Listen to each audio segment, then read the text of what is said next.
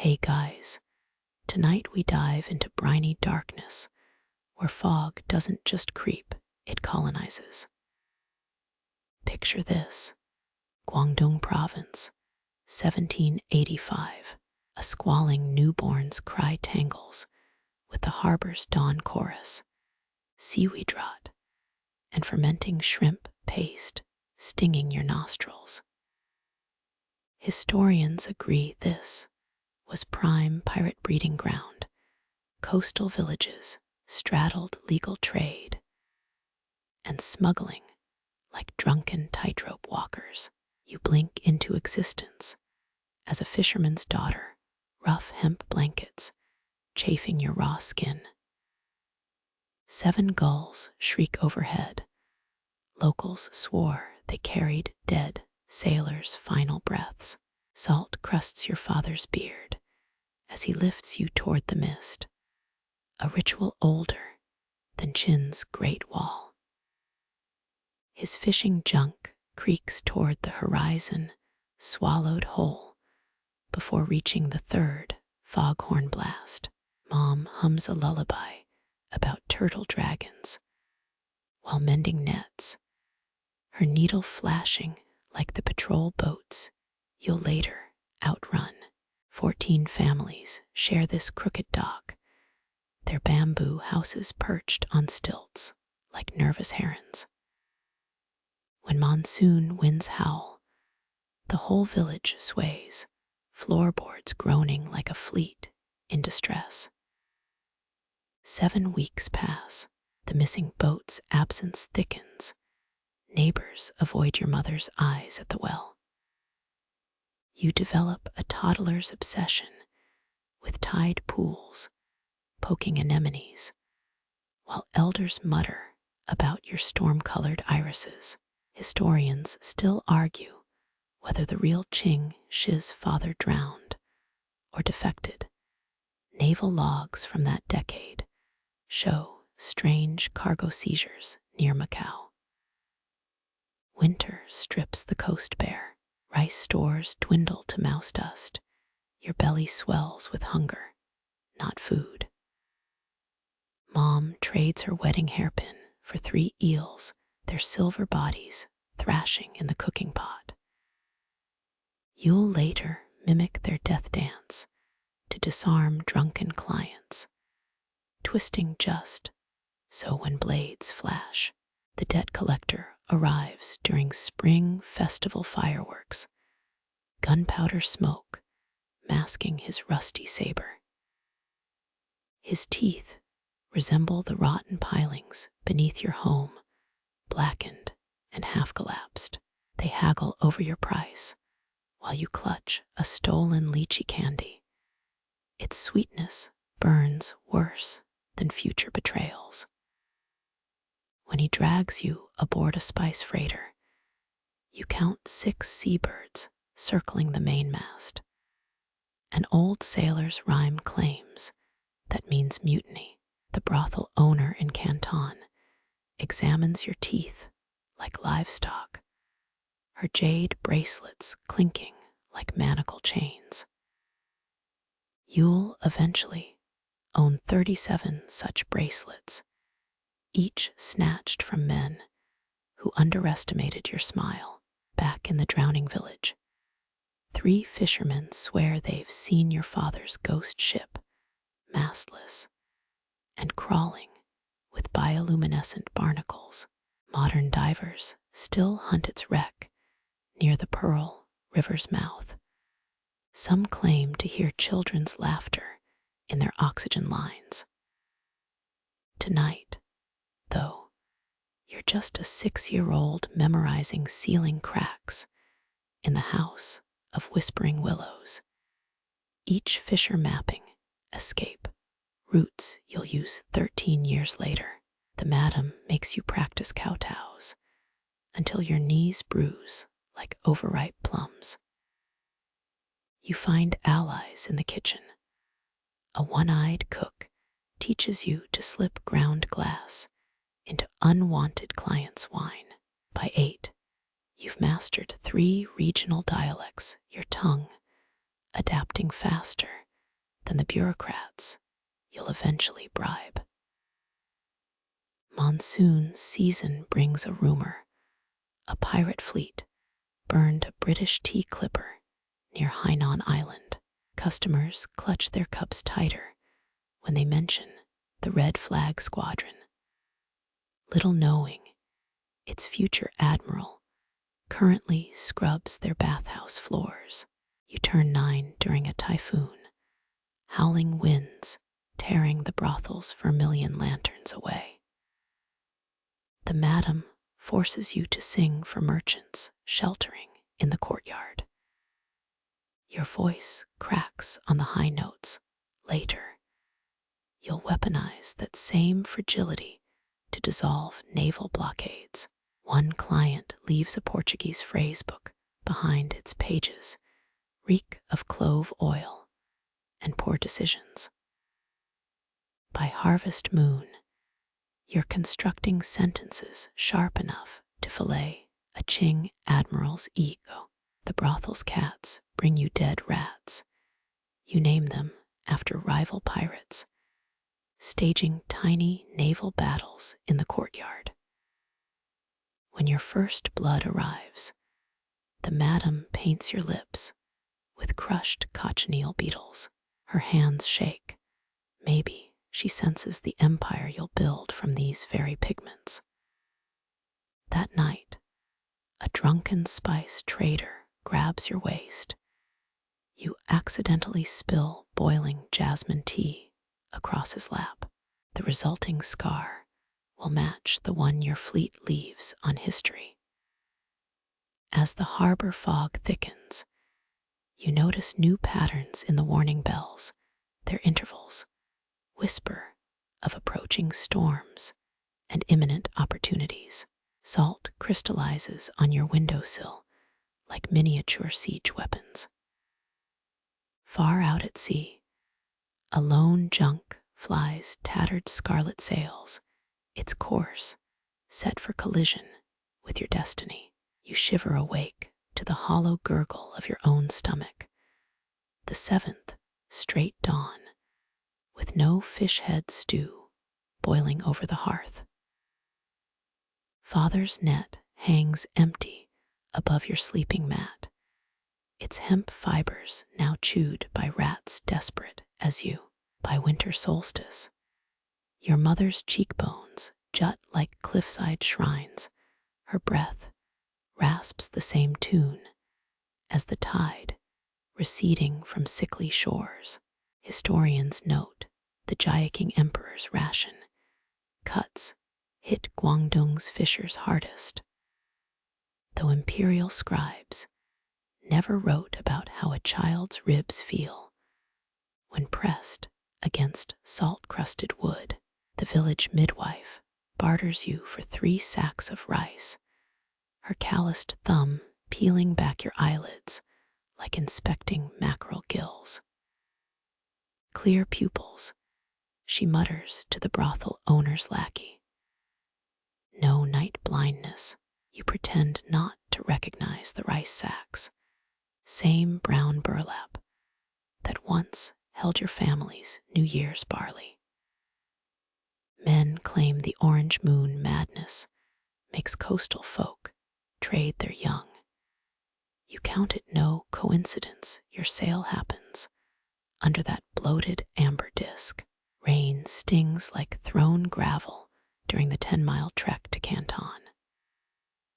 The brothel agent's sampan smells of fermented shrimp paste and hopelessness. Your new shoes pinch worse than the hunger. Some fringe scholars insist Guangdong's floating brothels doubled as orphanages. But you learn fast that charity drowns quicker than a silk merchant in chainmail. Your first night, Madame Pona tests your literacy by making you read punishment ledgers aloud, each flogging and branding logged in vermilion ink. You master the abacus before your 12th birthday, calculating loyalty debts for girls who try fleeing. The house's T-money ledger becomes your sanctuary. Columns of numbers never hit you or grab your wrists after midnight. Men's hands all smell different. Lychee wine merchants leave sticky fingerprints. Salt smugglers reek of dried squid. You pocket your first silver coin after convincing a ship's purser that his jade gate needs pearl powder treatments, whatever that means. Years later, you'll rebuild the Red Flag fleet using those same debellentry bookkeeping tricks. But tonight, survival means memorizing which clients prefer their wrists tied with silk versus fishing line. The harbor's foghorns grow fainter each season, replaced by the clink of porcelain rice bowls and the wet coughs of syphilis-riddled admirers. When you finally escape, decades later, silk robes billowing like pirate sails, you'll smirk at how Madame Pona's lessons felt crueler than anything the South China Sea ever devised. The air reeks of burnt sandalwood and lotus oil, disinfectants fighting a losing war against sweat-stained silk cushions. You learn the brothel's foghorn schedule by heart. Their mournful calls sync with sailors fumbling at your sash. Clients pay extra for balcony rooms overlooking the Pearl River. They want their shame drowned by cargo ships rattling chains. One silk merchant insists you wear antique hairpins, dragons coiled around corroded copper. Authentic Qin dynasty, he slurs. Later, you pawn them for real silver. Historians confirm Canton's brothels traded in forged antiquities, though experts still bicker over how many museum pieces started as courtesans' playthings. Madame Pona's orchid inspections happen every new moon, cold fingers probing for signs of pregnancy or pox. You bribe the physician with stolen tea leaves. His report declares you fit as a Manchurian racehorse. By 14, you've perfected the art of detached curiosity, watching men's tremors as they overpay for half-hearted moans. The Portuguese sailor's pidgin Cantonese amuses you. He calls every woman flower girl, every drink firewater. When he mistakes your laughter for affection, you charge double.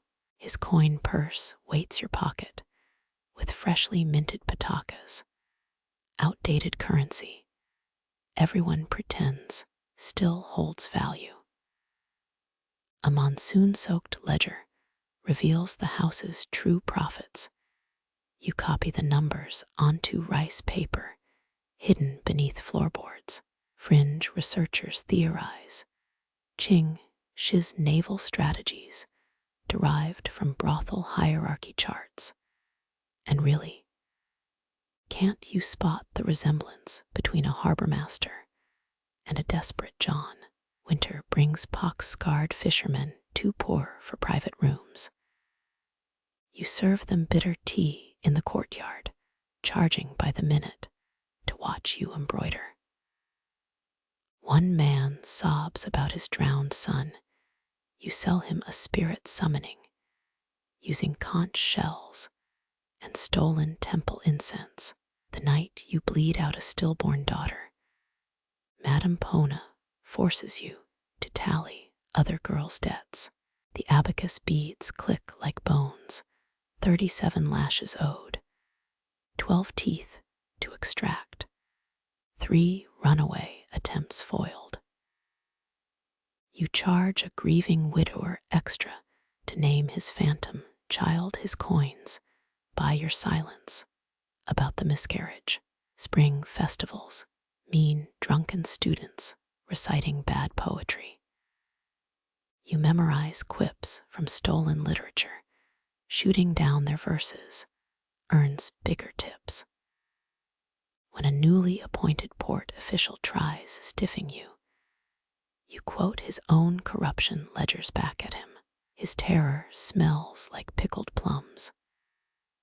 By 16, you've banked enough silver to buy 2 concubines. A subtle power shift, Madame Pona pretends not to notice. Your investment pays off when they filch a shipment of Dutch mirrors. Their reflections let you spot clients reaching for hidden daggers. The year the Pearl River freezes, you invent a lucrative side hustle, selling cursed hair ribbons soaked in lantern oil. Sailors buy them as protection against shipwrecks. Their gullibility funds your first linen undergarments sewn without broken needles. Historians still argue whether early 19th century brothels functioned as protobanks. But how else does a penniless girl turn stolen hairpins into an opium den steak? You contract and survive your first bout of mercury treatments. The cure leaves you shivering for weeks, but saves your spot as a premium blossom. When the physician prescribes crushed pearls for facial creams, you substitute sea salt, pocketing the difference as hedge against escape. A typhoon floods the harbor promenade. You wade through waist-deep water to loot abandoned merchant stalls. The brothel's cook buys your sodden bolts of silk and asks no questions. Later, you'll recreate this salvage technique with captured British schooners. Though naval loot resists water damage far better than Canton cotton. Madame Pona dies choking on a lychee pit during your 17th autumn. You burn joss paper shaped like abacuses at her funeral, a private joke muffled by hired mourners' wails. The new madam's stricter, earlier curfews, smaller food portions. You retaliate by teaching the youngest girls how to shortchange drunks. When imperial guards raid the brothel for unregistered courtesans, you hide in a rice vat for 8 hours. The stench clings for days, but not as much as the realization that laws only bind those who fear daylight.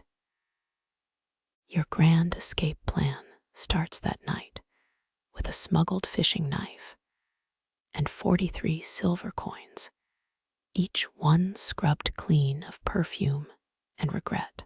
Rain lashes your stolen sampan as you pull through midnight currents. The harbor's fog signals now wail for you. Storm runoff swirls with rotting fish heads and forbidden city edicts, waterlogged pleas to curb piracy. You keep one hand on your dagger, the other clutching 53 silver coins. The river spits you onto a typhoon beach where men gamble with rusted flintlocks. A silhouette materializes through the downpour. Cheng eyes pearl-embroidered boots sinking into kelp.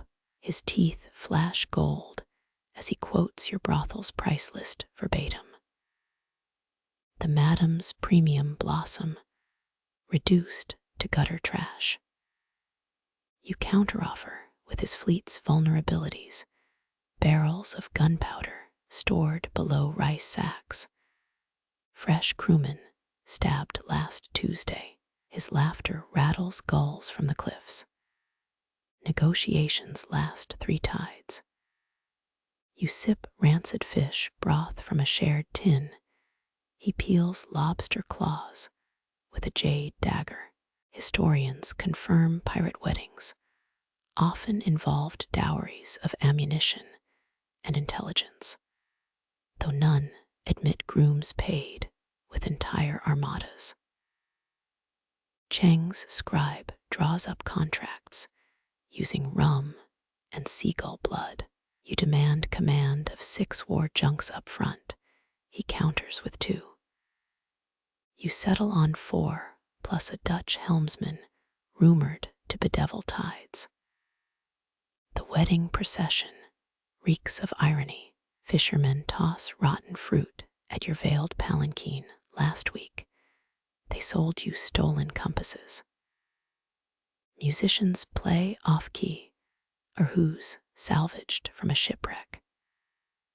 Scholars still debate whether fog swallowed your junk during vows, or if you ordered smoke bombs lit. Cheng lifts your veil with a cutlass tip. His breath smells of betel nut and impending betrayal. His captain's toast with raided Portuguese gin. It burns like swallowed lanterns. One drunkard grabs your waist. You break his thumb against a whalebone corset stay. The crew's laughter dies as Cheng's first mate draws a flintlock. You stare down the barrel like it's another brothel client, calculating what fear's worth.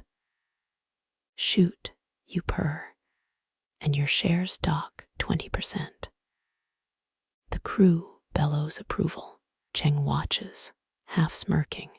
You've just outperformed his last 3 concubines.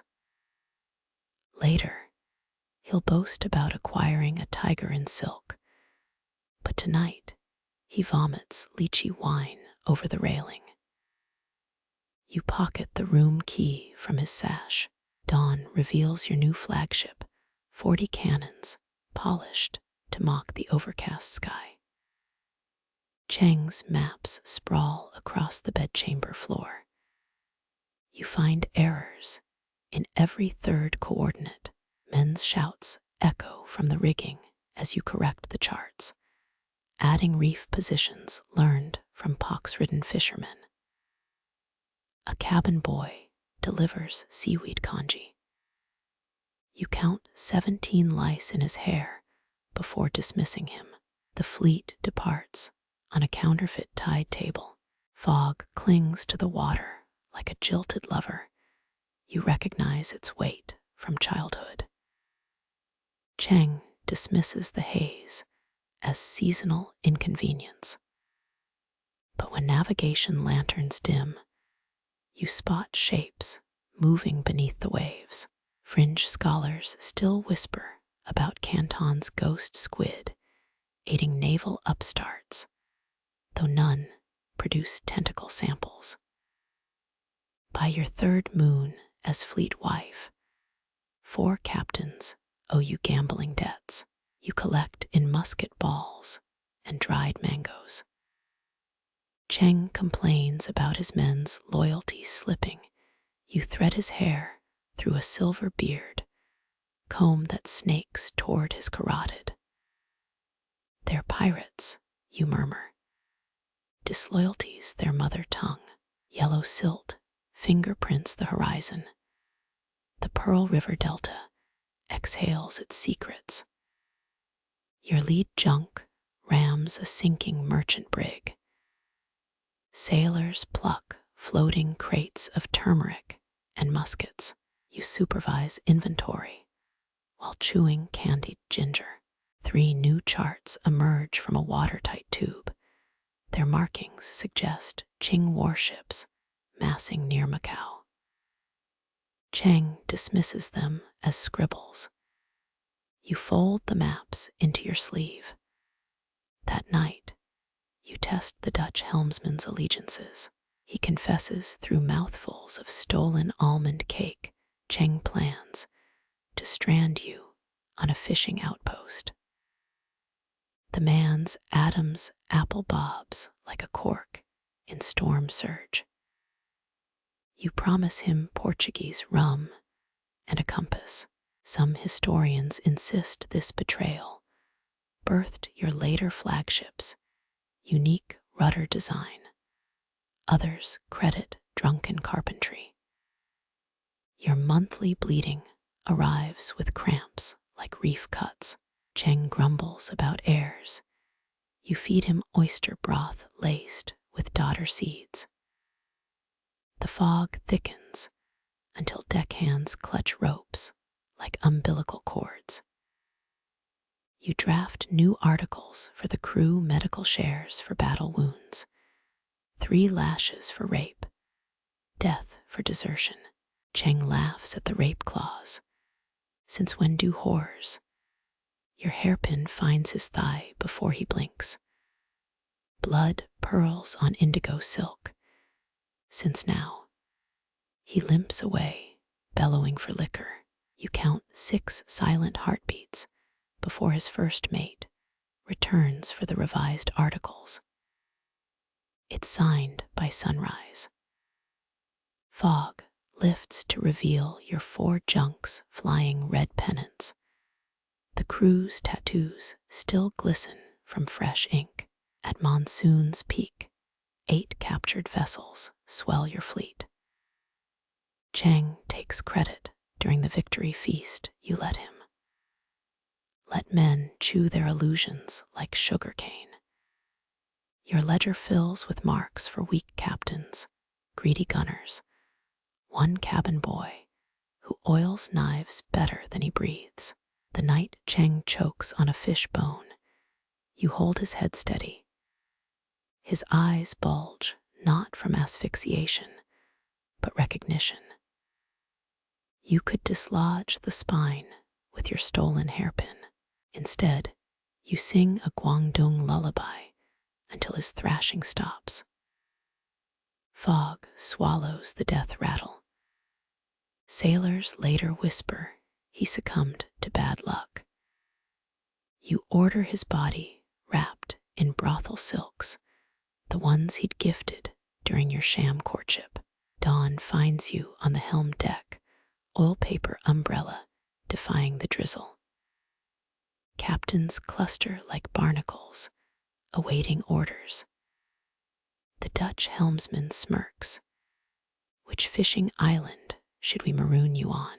You open Cheng's final logbook, the pages you'd rewritten while he drank. Fog horns moan as you read aloud your revised fleet laws. Every 3rd sentence includes his seal. Men shift, boots scuffing planks like scolded children. The monsoon swells. Your first commands a whisper. Strip the corpses. They obey. Rain slicks the deck as sailors peel Cheng's loyalists bare, their tattoos fading quicker than allegiances. You pocket a jade thumb ring from his first mate's corpse, the one who'd waved that flintlock. Someone's auntie once told you dead men's jewelry wards off bureaucrats. Tonight, you'll test it against Qing envoys.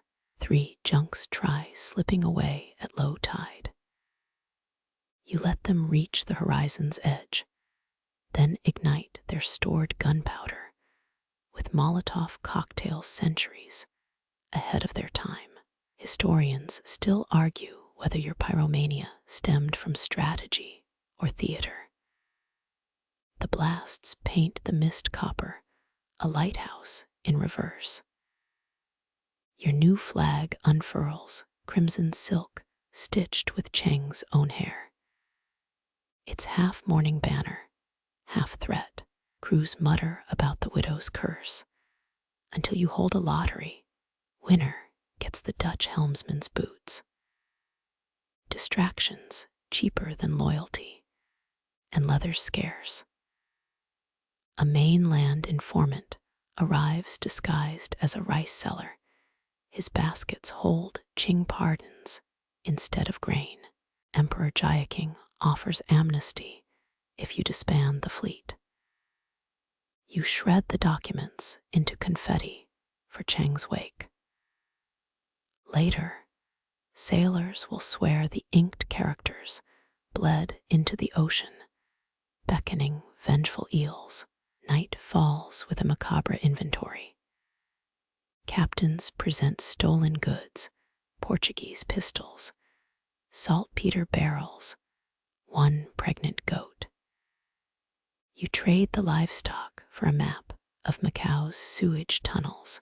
Fringe scholars claim your later harbor raids exploited these very passages, though city archives mysteriously burned in 1812. Storms test the fleet's resolve. A coconut-sized hailstone shatters your cabin window. You name it Jaya King's skull and display it on the helm. Crews laugh louder than the thunder.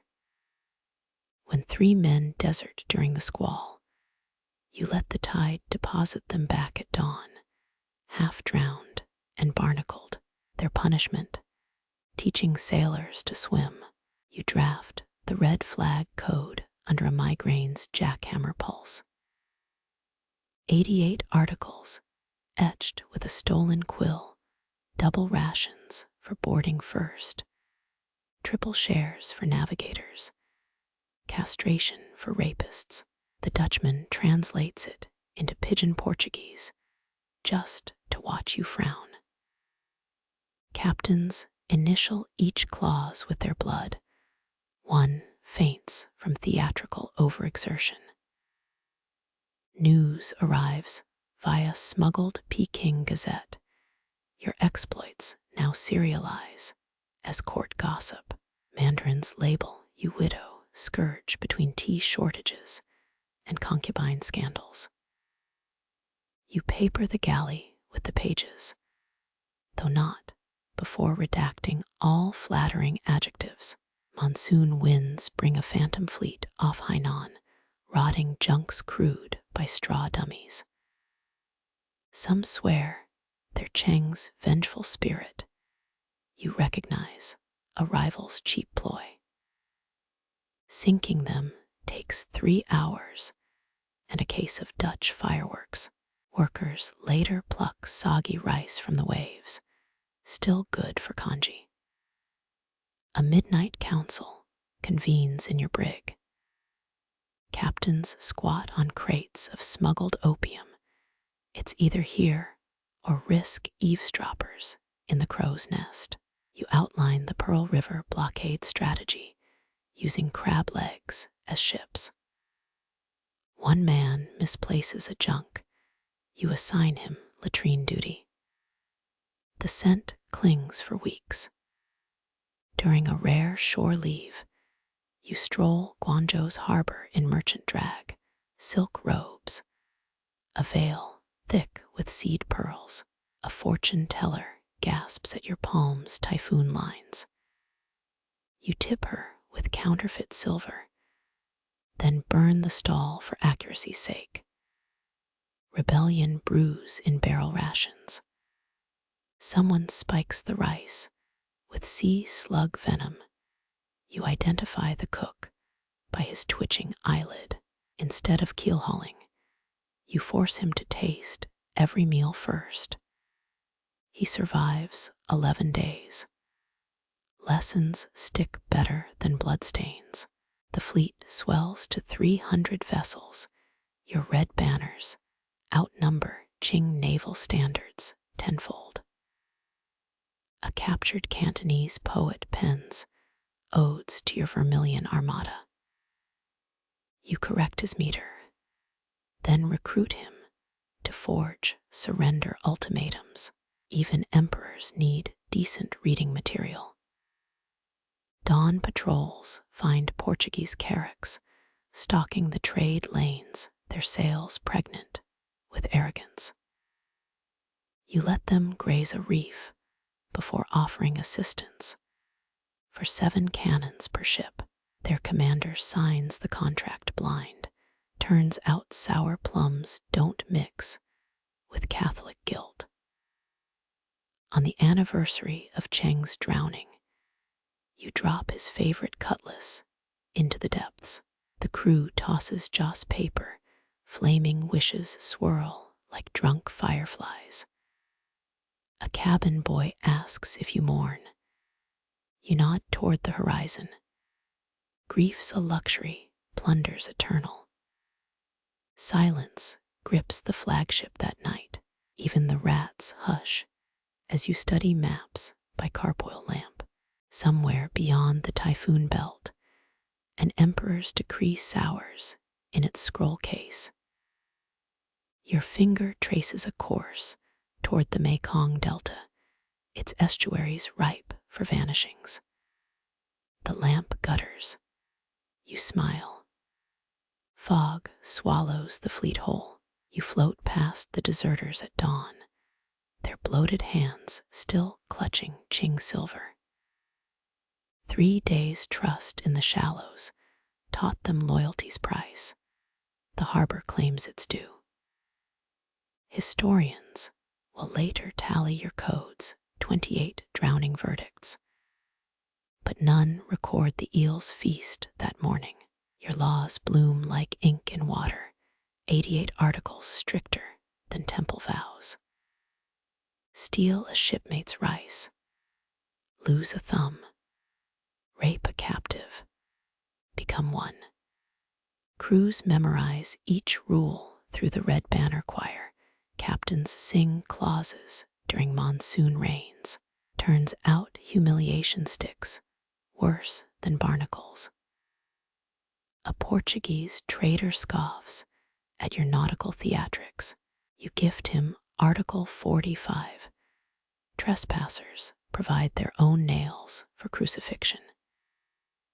His screams harmonize with the rigging's creak. Even the Dutch consul starts sending birthday gifts. After that, mostly crates of decent wine. The Armada's new motto gets carved into every mast. Obey, plunder, sleep. It's catchier than Confucius and leaves room for embroidery. Sailors ink it on their shoulders between patrols. One overeager deckhand tattoos it backward. You promote him for comedy value. Cheng's old commanders test your patience like bad karaoke. A drunken lieutenant vomits over the starboard rails during drills. You assign him night watch. Mast tied 3 feet from the latrine chute. Gossip claims he still gags at coconut milk. Your spy network thrives on bao buns. Street vendors stuff orders into pork-filled dough. Steam preserves the secrets better than wax seals. Fringe theorists argue you invented edible encryption, though the recipe's lost to a seagull heist in 9. Monsoons unveil the code's true genius. Fleeing recruits flounder in wave-tossed sampans, their pockets sagging with stolen compasses. You let the currents drag them back to your hull. Their punishment, charting typhoons barefoot, with the captain's toddler judging their work. A captured Qing scholar mocks your peasant legislation. You challenge him to recite terracotta army bylaws. His silence funds a new canon. Crews nickname it the bureaucrat for how efficiently it shreds paperwork. Loyalties forged through absurdity. Birthday beatings, 3 punches per lived year, double as fitness checks. The ship's surgeon times each welt's swelling with Portuguese hourglasses. Medals go to whoever bleeds least, though the real prize is avoiding infection. You intercept a British merchant's love letters.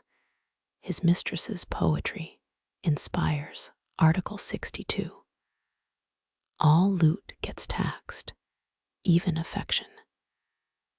Sailors now declare crushes at the quarterdeck and pay 2 silvers per sigh.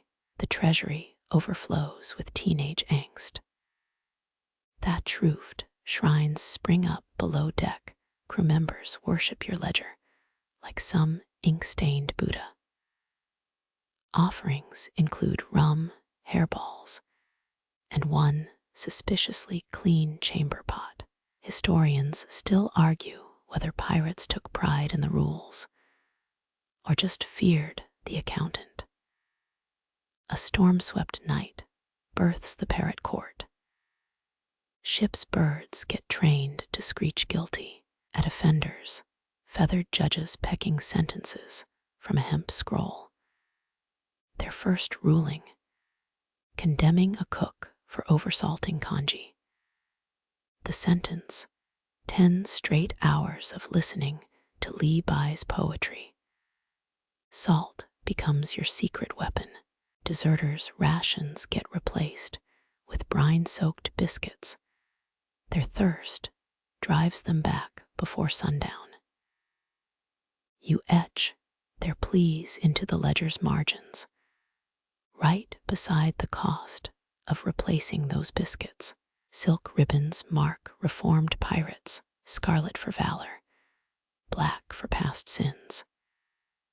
Veterans weave them into beards like gruesome tinsel. One overenthusiastic bosun mummifies his head in them until you ban ribbons near open flames.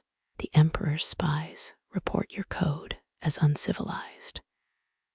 You reply with a gift basket, feng shui compass, corroded musket balls, and a jade hairpin once impaled in Cheng's skull. Court diplomats spend weeks decoding the message. You spent 3 minutes stuffing the box. By Qingming festival, even the tides obey. Fishermen swear your flag's calm squalls, as if the sea itself fears punishment. You let the myth spread, then raise dock fees 50%. Dawn reveals your masterpiece, a Teochew opera troupe performing the red flag code in rhyming couplets. Sailors weep at Article 12's ballad, though the love scene with a smuggled alpaca feels unnecessary. You commission sequels. Fog returns as night falls. The deck exhales moisture like a tired god. Your newest recruit trembles as he approaches. Qing desertion, notice crumpled in his fist. You gesture to the ledger's hungry pages. His sigh fog dances with yours. You stand at Lantau Island's sulfur-stained cliffs.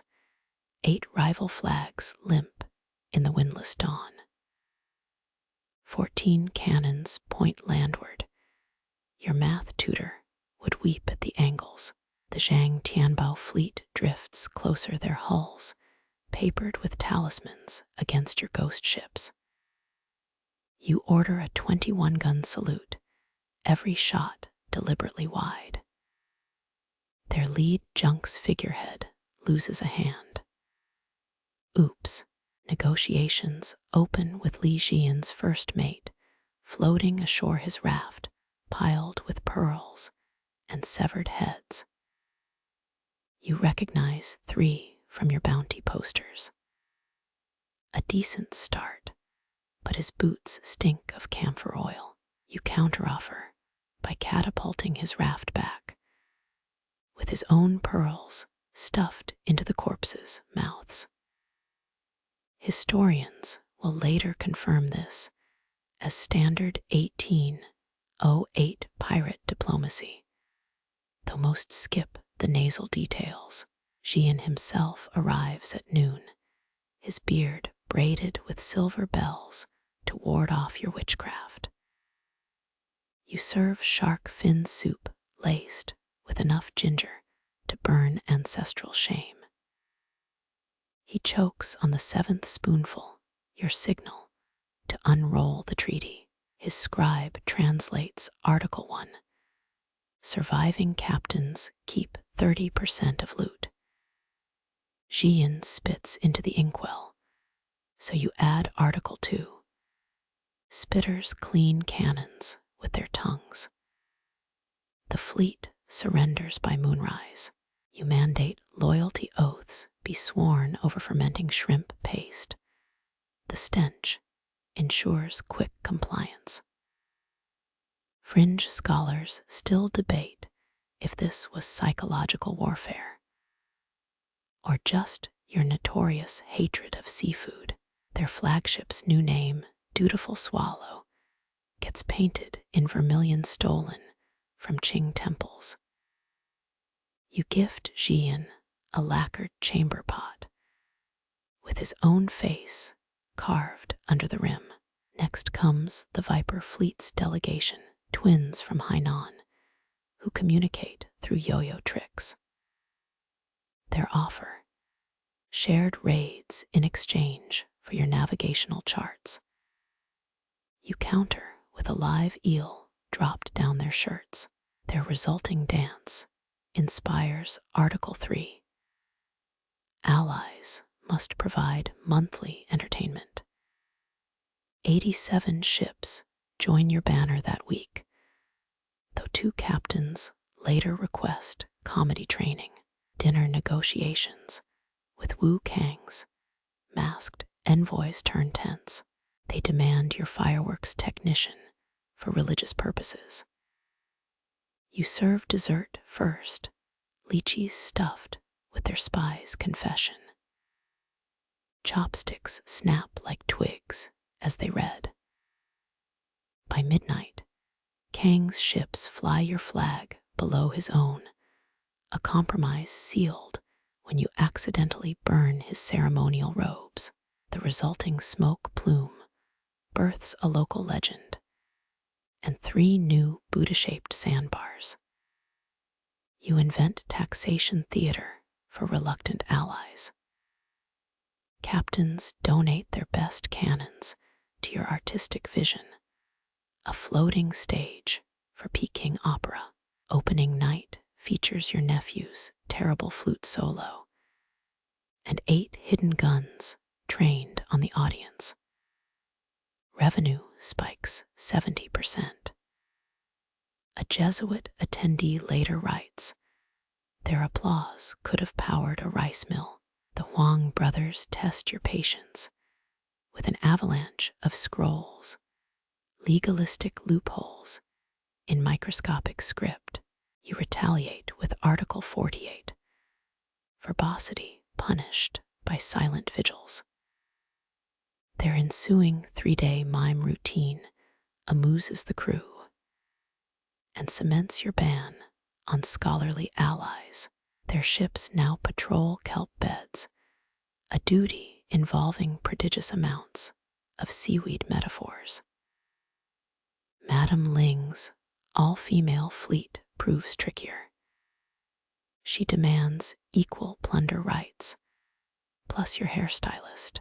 You challenge her to a Liukin duel on a swaying plank. Her 3rd string snaps mid-ballad. She laughs herself hoarse, conceding defeat. Her ships now guard your western flank, and your stylist gets 14 marriage proposals. Alliance ceremonies climax with the gut-twisting Keiju rite. Captains drink rice wine blended with their enemies' ashes. You substitute yours with hibiscus tea, but the retching sounds sell the effect. A Fujian chronicler later claims this ritual purified the seas, though his manuscript mysteriously omits the hangover remedies. By monsoon season, your map bleeds alliances in red lacquer, each brushstroke sticky with extorted honey. Fishermen whisper that conscripted ships now outnumber stars in the Big Dipper. You let them gossip while discreetly buying every compass in Macau. The final holdout, Old Ao's turtle armada, takes refuge in a fog-shrouded cove. You send his childhood nurse with a jade hairpin and a live crab. He surrenders by noon, Historians still argue whether his tears were from nostalgia or the crab's strategic placement down his robes. Your celebratory feast features 7 courses, OF Chinese letter, ED delicacies, and 1 poisoned dignitary, alternative catering for picky eaters. The night crescendos with synchronized cannon fire, though the Lee Fleet's drummer mistakes the count. Their smoldering mainsail makes a fine ceremonial robe for your deck monkey. As dawn breaks, you compose victory letters using smuggled French perfume as ink. The scent l'esprit de terror lingers for weeks. Qing officials later burn the correspondence unread, but not before discreetly dabbing some behind their ears. Salt crusts your lips as the armada reforms, 300 ships breathing as one Leviathan. You distribute updated codes to every captain, wrapped in silk screens depicting their worst failures. The humbled hush smells sweeter than any joss stick. A cormorant fisherman rows too close, his birds dive bombing for scraps. You reward his audacity with a silver eel hook and a backhanded compliment about his mother's dumplings. He becomes your favorite seafood supplier. The tides turn sycophantic, waves bowing as your flagship cuts through straits. Even the moon seems brighter where your cannons point. You nap through 3 mutiny attempts, each quashed by junior officers craving promotions. Your ledger's final entry that quarter: alliances secured, payment pending. The scribe hesitates before adding your doodle of a smiling squid. The ink blots resemble bloodstains, or maybe cherry blossoms. You decide both interpretations serve.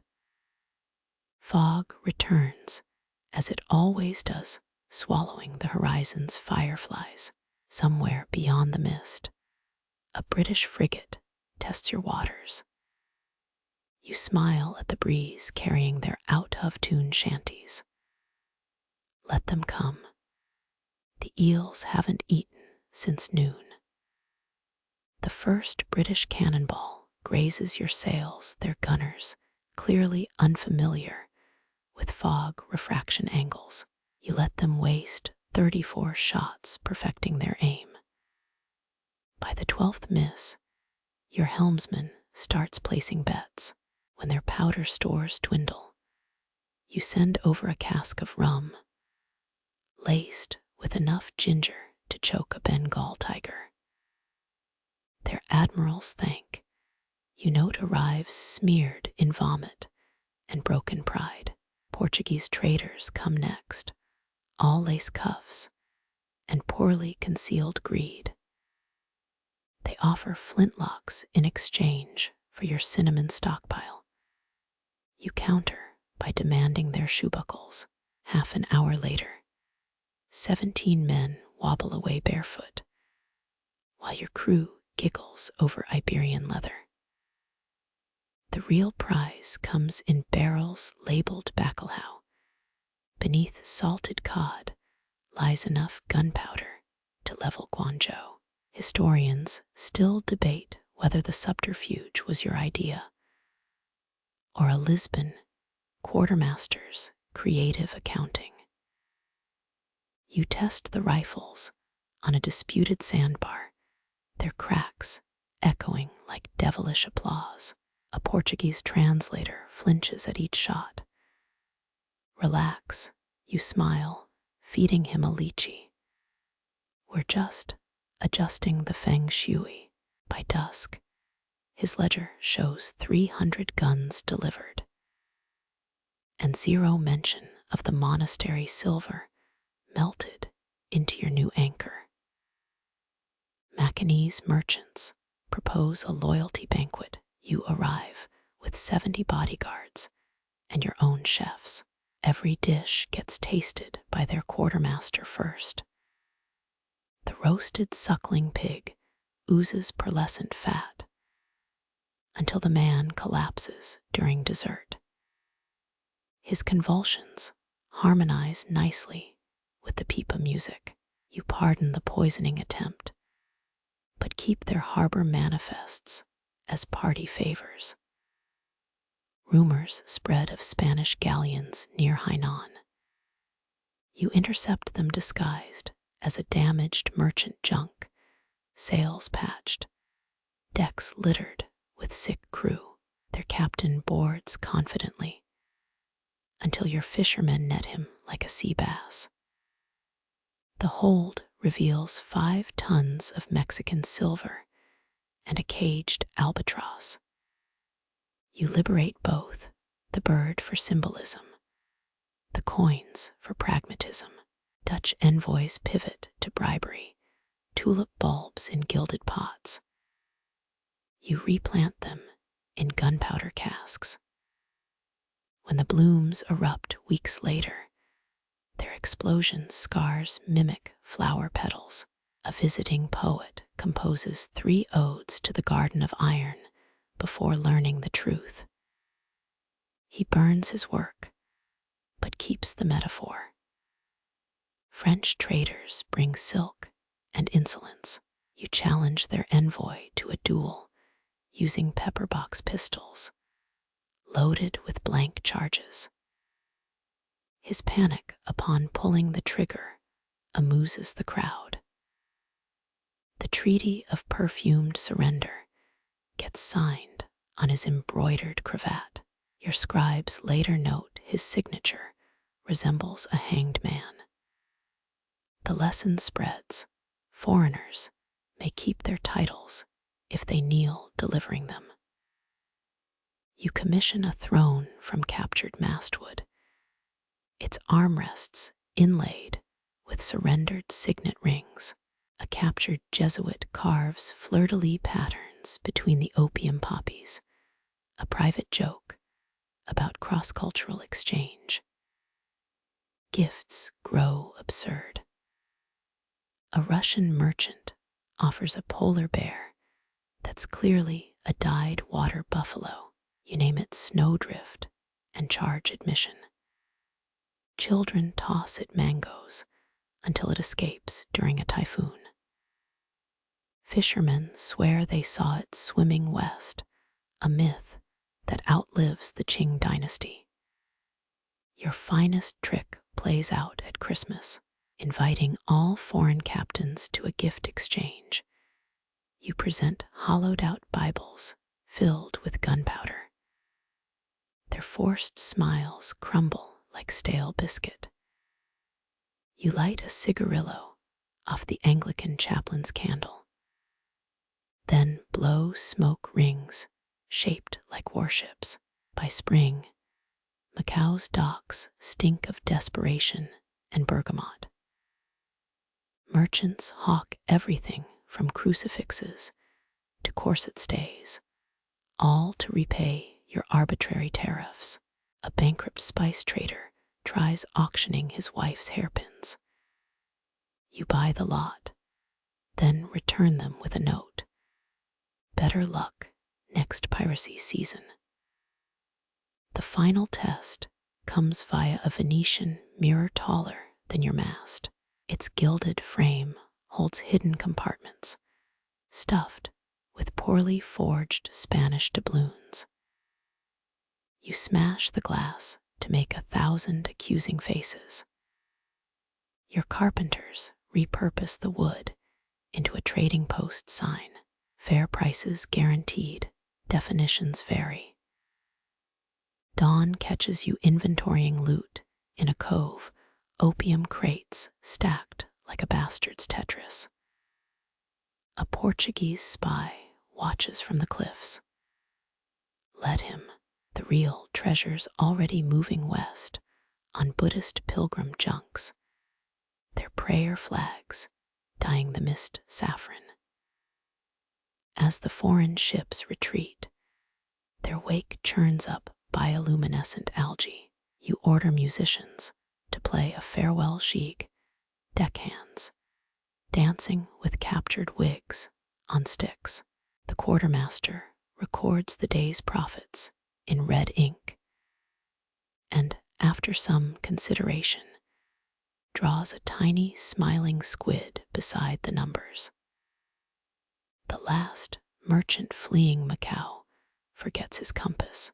You have it returned, with the needle magnetized to point only toward your stronghold. Months later, fishermen whisper of a Dutch navigator driven mad by spinning dials. His final log entry: the sea itself lies. Fog thickens as you redistribute rifles to teenage cabin boys. Their hands shake loading bullets until you promise a silver coin per rat shot. By twilight, rodent carcasses litter the decks, and the boys can hit a coin at 30 paces. Two will later command their own junks, their aim still unnervingly precise.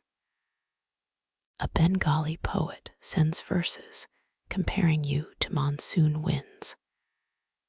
You reply with a blank scroll, drenched in kelp scent. He pens 12 allegories about the perfume of power before realizing it's just decomposing seaweed. His embarrassment lasts exactly as long as your amusement. The moon rises on 72 reflagged ships, their new crews singing hybrid shanties in 6 languages. You hum along off-key, knowing mist will erase both the lyrics and your momentary vulnerability.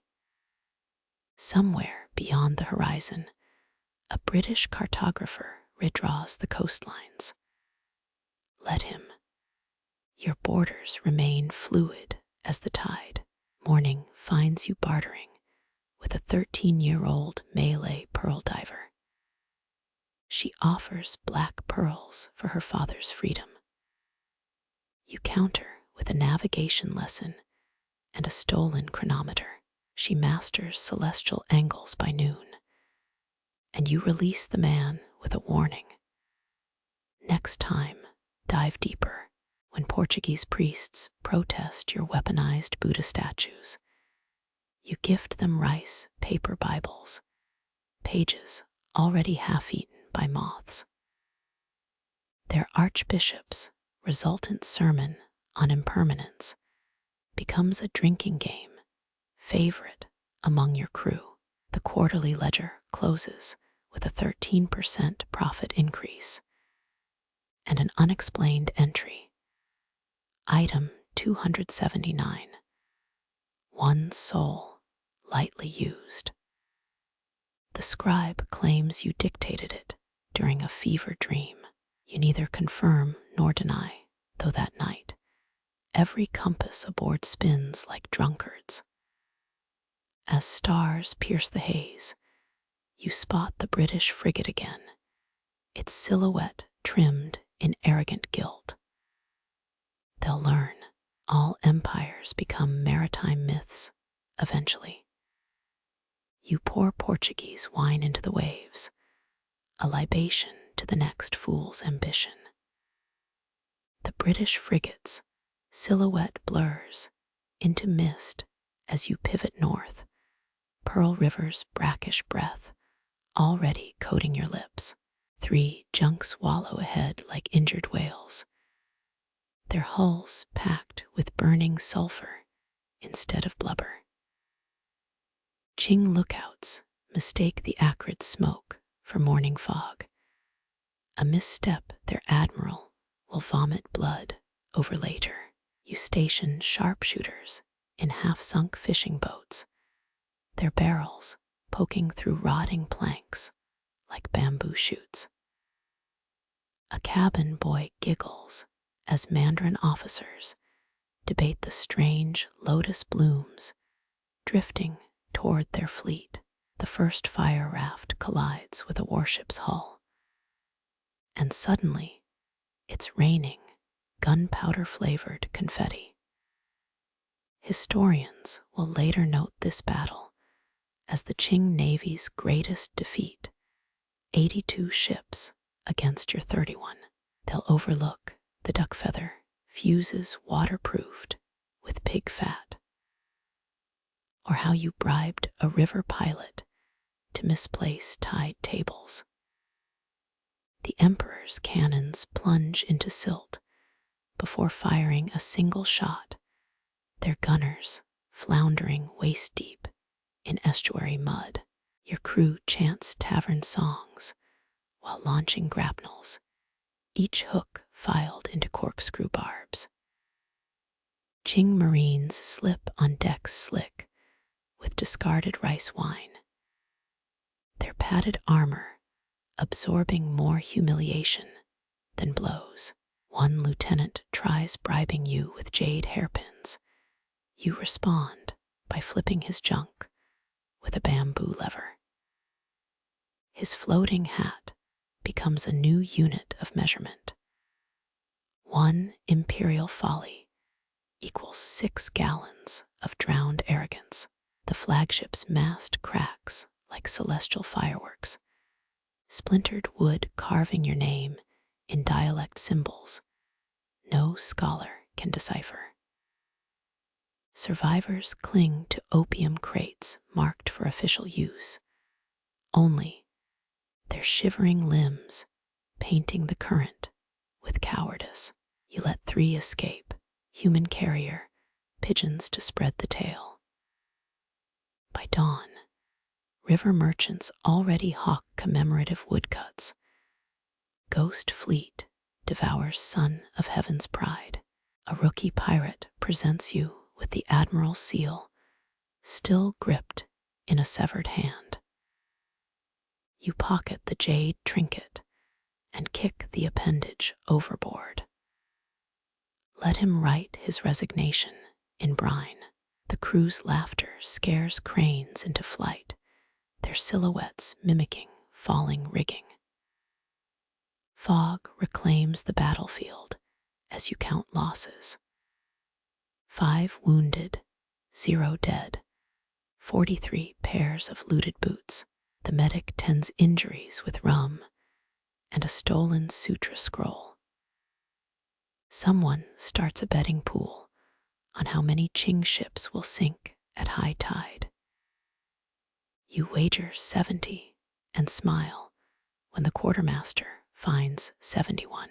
Night falls on a river choked with debris, shattered hull planks forming accidental rafts.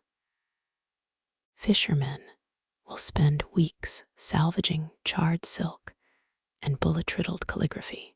You order lanterns doused, the better to hear fleeing oarsmen soil their trousers. A teenager asks why you spared the 3 survivors. Dead men can't choke on regret, you whisper, and let the mist fill the silence. Dawn reveals an estuary transformed, Qing banners snagged on mangrove roots like discarded snake skins. Your carpenters harvest mastwood for cooking fires, the smoke smelling suspiciously of humility. A lookout spots the admiral's rescue junk, its oars splintered from panicked rowing. You let it pass, but not before airing out his court robes in a sewage channel. The real prize surfaces at noon, a supply barge carrying 13 tons of millet and 1 plump court astrologer. His star charts prove useless when gagged with his own beard braids. You redistribute the grain to river villages and leave him floating in a duck cage with revised horoscopes. Fortune favors the ruthless. By sundown, Canton's docks overflow with panicky tax collectors, their inkstones dry from documenting phantom defeats. You send them condolence gifts, burnt compasses, and a live eel named bureaucratic integrity. The accompanying note suggests better uses for imperial funds, like buying your fleet a drink. Rumors bubble through tea houses. Some claim you conjured tidal waves with stolen Jesuit mirrors. Others whisper of a Tiger-Yama alliance securing your victory. You let the myths ferment and commission a puppet show depicting the battle. Key dialogue gets improved for dramatic effect. Your character now has flame-breathing hounds. The Qing respond by banning foghorn repairs on pain of death, a policy that drowns more fishermen than pirates. You counter by gifting widows stolen naval charts. Their sons soon navigate better than admirals. A folk song spreads. Mist Mother crushes the iron rooster. The emperor's censors ban the lyrics, ensuring every child memorizes them. Years later, scholars will pore over battle records. One idiot insists it was a Portuguese false flag operation. Another argues your sulfur shipment came through Bengali intermediaries. None mention the crushed firefly larvae in your signal torches, or how their bioluminescence made your junks look spectral. Such details die with the deckhands who mix the paste. As moonlight rinses the river, you spot a peculiar souvenir, the admiral's tea set, half buried in mud. The cups bear enameled scenes of pastoral harmony. You repurpose them as shot glasses and toast the next fool who underestimates coastal weather patterns. Survivors, whispers fuel your legend for decades, a useful side effect of martial mediocrity. Let them debate whether you control the mist or simply married it. The answer drifts where Pearl River meets the sea, forever beyond the empire's silt-clogged grasp. The admiral's chart table stinks of briny ink and dead oysters, his quill scratching plans to trap your fleet between fire and tide. He draws dragon-faced cannon batteries where no reefs exist, and annotates coastal fog as minor atmospheric inconvenience. Historians will later confirm Qing warships carried paper charms against evil spirits. None protect against stupidity. You let his scout junks discover your anchorage, a cove where mangroves snag anchors at high tide. The charting office's latest maps hang in your latrine, their ink smudged by satisfied pirates. A cabin boy carves puppets from captured masts. The admiral's figurine sports donkey ears. Dawn breaks with the Qing armada, forming a textbook crescent formation. Your spies counted 7 tactical manuals in their garbage. Their lead ship flies silk banners declaring heaven's wrath upon water rats. You counter with a flag made from the emperor's stolen handkerchiefs, embroidered with 3 mocking words. Bring bigger boats. His first broadside shreds decoy rafts stuffed with fireworks and screaming monkeys. The barrage's echo masks your main fleet creeping through fog, keels scraping deliberately unmarked shallows. A deckhand hums Canton nursery rhymes while adjusting the rigging, your secret signal to attack. Historians still argue whether the admiral's flagship carried ceremonial jade rudders, but all agree his helmsman couldn't navigate a bathtub. Their formation crumples as tidal currents reverse, your bribed harbor master's parting gift. Ships collide bow to stern in a carnival of splintering cedar, their crews cursing astrologers who promised auspicious winds. You ignite floating wildfire bundles, oil-soaked reeds stuffed inside hollowed gourds. Qing Marines swat the smoldering spheres with paddles, releasing clouds of hallucinogenic swamp gases. Their archers shoot seagulls they mistake for phoenixes. One officer duels his own shadow. You award him most honorable opponent posthumously. The admiral's armor clanks like a regretful ghost as he orders retreat.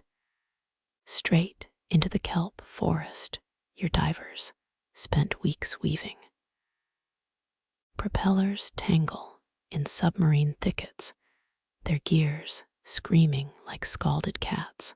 A midshipman tries bribing you with silver dentistry tools until he sees your flawless teeth. Nightfall finds their fleet beached on mudflats, sails drooping like surrender flags. Your crew harvests rivets and nails while singing work songs. Someone finds the admiral's battle diary, its pages detailing planned parades for a victory he'll never taste. You repurpose the vellum for toilet paper, a usage historians call questionably documented. Rumors swirl about the admiral's invincible sword, forged from meteorite iron, quenched in tiger's blood. You find it rusting under his bunk, next to 16 bottles of Dutch erectile ointment. The blade makes an adequate spatula for frying stolen duck eggs. By midnight, only his flagship remains afloat, its hull pecked by cormorants you trained to steal navigation tools. The admiral stands defiant on the quarterdeck until a smuggled squid inks his ceremonial robes. His final orders include demanding dignified internment. You suggest his men try breathing underwater. Dawn unveils the carnage. 73 ships reduced to crab condos. Farmers later graft Qing timber onto pigsties, their swine growing fat on imperial arrogance. You commission a commemorative mural painted with cannon soot. The admiral's face, accidentally, resembles a constipated walrus. A yearling pirate presents you with the man's wig, still reeking of cowardice-scented pomade. You fashion it into scarecrow armor for rice paddies. Crows mock it daily. The battle's lone survivor washes up in Macau, raving about sea demons with your face. Portuguese priests diagnose Baltic madness and prescribe whale bile enemas. His memoirs fund a popular opera where your role is sung by a castrato in drag. Your quartermaster discovers the admiral's hidden rice stores, mildewed tribute, grain from 7 provinces. Villagers receive double portions, and a primer on sabotaging tax barges. Someone carves your name into a lychee orchard. The trees still fruit with crimson skin. Months later, a pearl diver gifts you the flagship's figurehead, a waterlogged phoenix, missing one eye. You mount it backward on your stern, so it forever watches what's left behind. Scholars will waste ink debating if the admiral's flagship sank or burned, as if the difference matters to the shrimp nesting in his skull. Fishermen still pull up fuel-stained porcelain and crack the plates over their knee laughing. As the moon silvers the wreck field, you spot floating debris, a soggy map still pinned by the admiral's dagger. Currents have redrawn the coastlines, erasing his arrogance stroke by stroke. You let the tide claim it, history's problem now. Survivors swear they glimpsed mermaids salvaging his armor, their scales glinting like discarded ambition. You don't correct them, and commission new figureheads with sharper teeth. The admiral's flagship slips beneath the waves at sunrise, its belly full of salt and shame. Your fleet drifts on the sewage runoff, while Canton's harbor masters invent new excuses for yesterday's smoke. The harbor's smoke stains sunrise the color of a healing bruise your crew's hose decks while humping a shore loot. A cabin boy invents a game with stolen dhow blades and mangoes until someone loses a thumbnail. The admiral's propaganda pamphlets make decent kindling, his calligraphy curdling as it burns. Your first mate serves congee laced with sea cucumber ovaries, a fertility ritual you tolerate for his sake. Chopsticks clink against lacquer bowls. The sound sinks with distant hammering from the repair docks. Someone hung the admiral's underwear from the crow's nest, their silk unfurling like surrender flags. Your reviewing supply manifests when the lantern flickers. A blade kisses your throat. The lieutenant's breath smells of betel nut and cowardice. His dagger hilt sports Qing ironwork badges from a promotion you'll revoke posthumously. Historians confirm the Red Flag Fleet's code punished betrayal by keelhauling. But you always preferred creative alternatives. His wrist snaps before the blade draws blood. The crack echoes like a fired cannon. Loyalists drag him to the bilge, their bootprints tracing a loyalty oath on the deck. They find love letters to a Macau fishmonger in his sleeve, each sealed with imperial censer wax. Your crew stages a dramatic reading at dinner, voices pitched like opera singers. The fishmonger's recipe for shark fin soup gets more applause than the treason plot. Dawn reveals his collaborators, a navigator who sold tide charts and a cook who poisoned the ship's cat. The feline's funeral outshines their trial. Mourners wear black armbands stitched from the lieutenant's stolen coat. You execute them on the tidal flats, timed so rising seawater swallows their protests. Barnacles claim the bodies faster than crabs. The cook's final meal was his own infamous jellyfish salad, a poetic touch even your critics applaud. Rumors say the lieutenant swallowed a pearl for luck. Your surgeon's instruments confirm it post-mortem. You gift the gem to a poet who compares your eyes to artillery smoke. His verse wins 3 bottles of rice wine and a stern warning about metaphors. The betrayal's mastermind escapes, a Portuguese translator hiding in a pig transport barrel. His ransom note arrives smeared in lard, demanding 500 silver taels and a haircut. You counteroffer a crate of lice-infested wigs and a map to hell. Rebuilding trust starts with axe practice. Every crewman chops firewood from the lieutenant's cherished mahogany bed. Splinters become toothpicks for the galley. Your quartermaster carves dice from the headboard. They roll unnaturally lucky for weeks. A deckhand presents a folktale solution. Salted lemon, rinds rubbed on all doorknobs to ward off deceit. You humor him while discreetly doubling the night watch. The ship soon smells like a pickled paranoia buffet.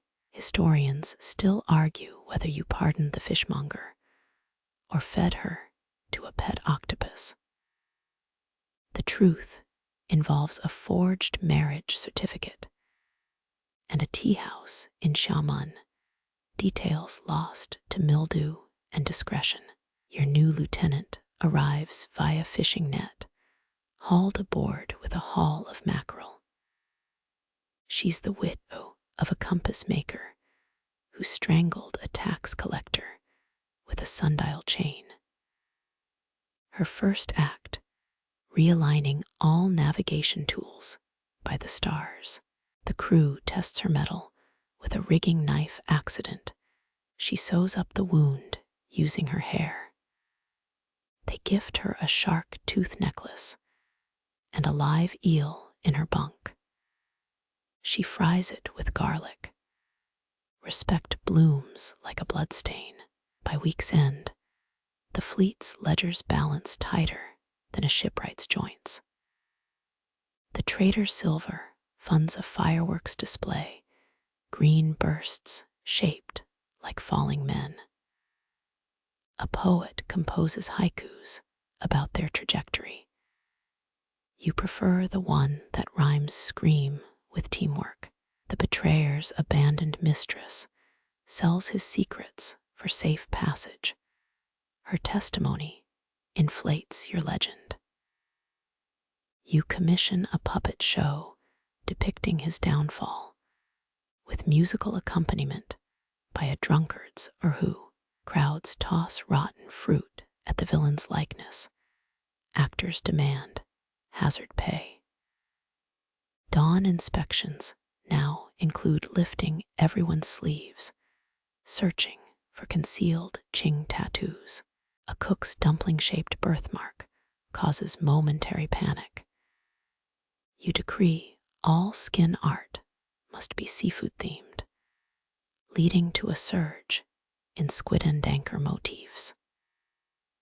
Years later, a sailor swears he saw the Portuguese translator rowing a coffin through typhoon waves. His oars were carved from the lieutenant's bedposts, his hair styled with vengeful precision. You add the tale to the fleet's ballad repertoire, embellished with a chorus of cackling seagulls.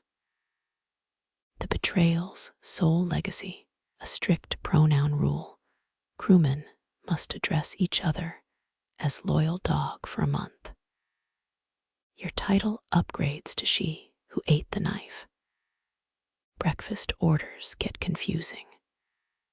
As moonlight gilds the repaired flagship, you spot a barnacle-encrusted dagger wedged in the mainmast, the lieutenant's final stab mark. You leave it embedded, a reminder that even wood knows how to swallow steel. The night breathes through the rigging, a lullaby of rope and wind.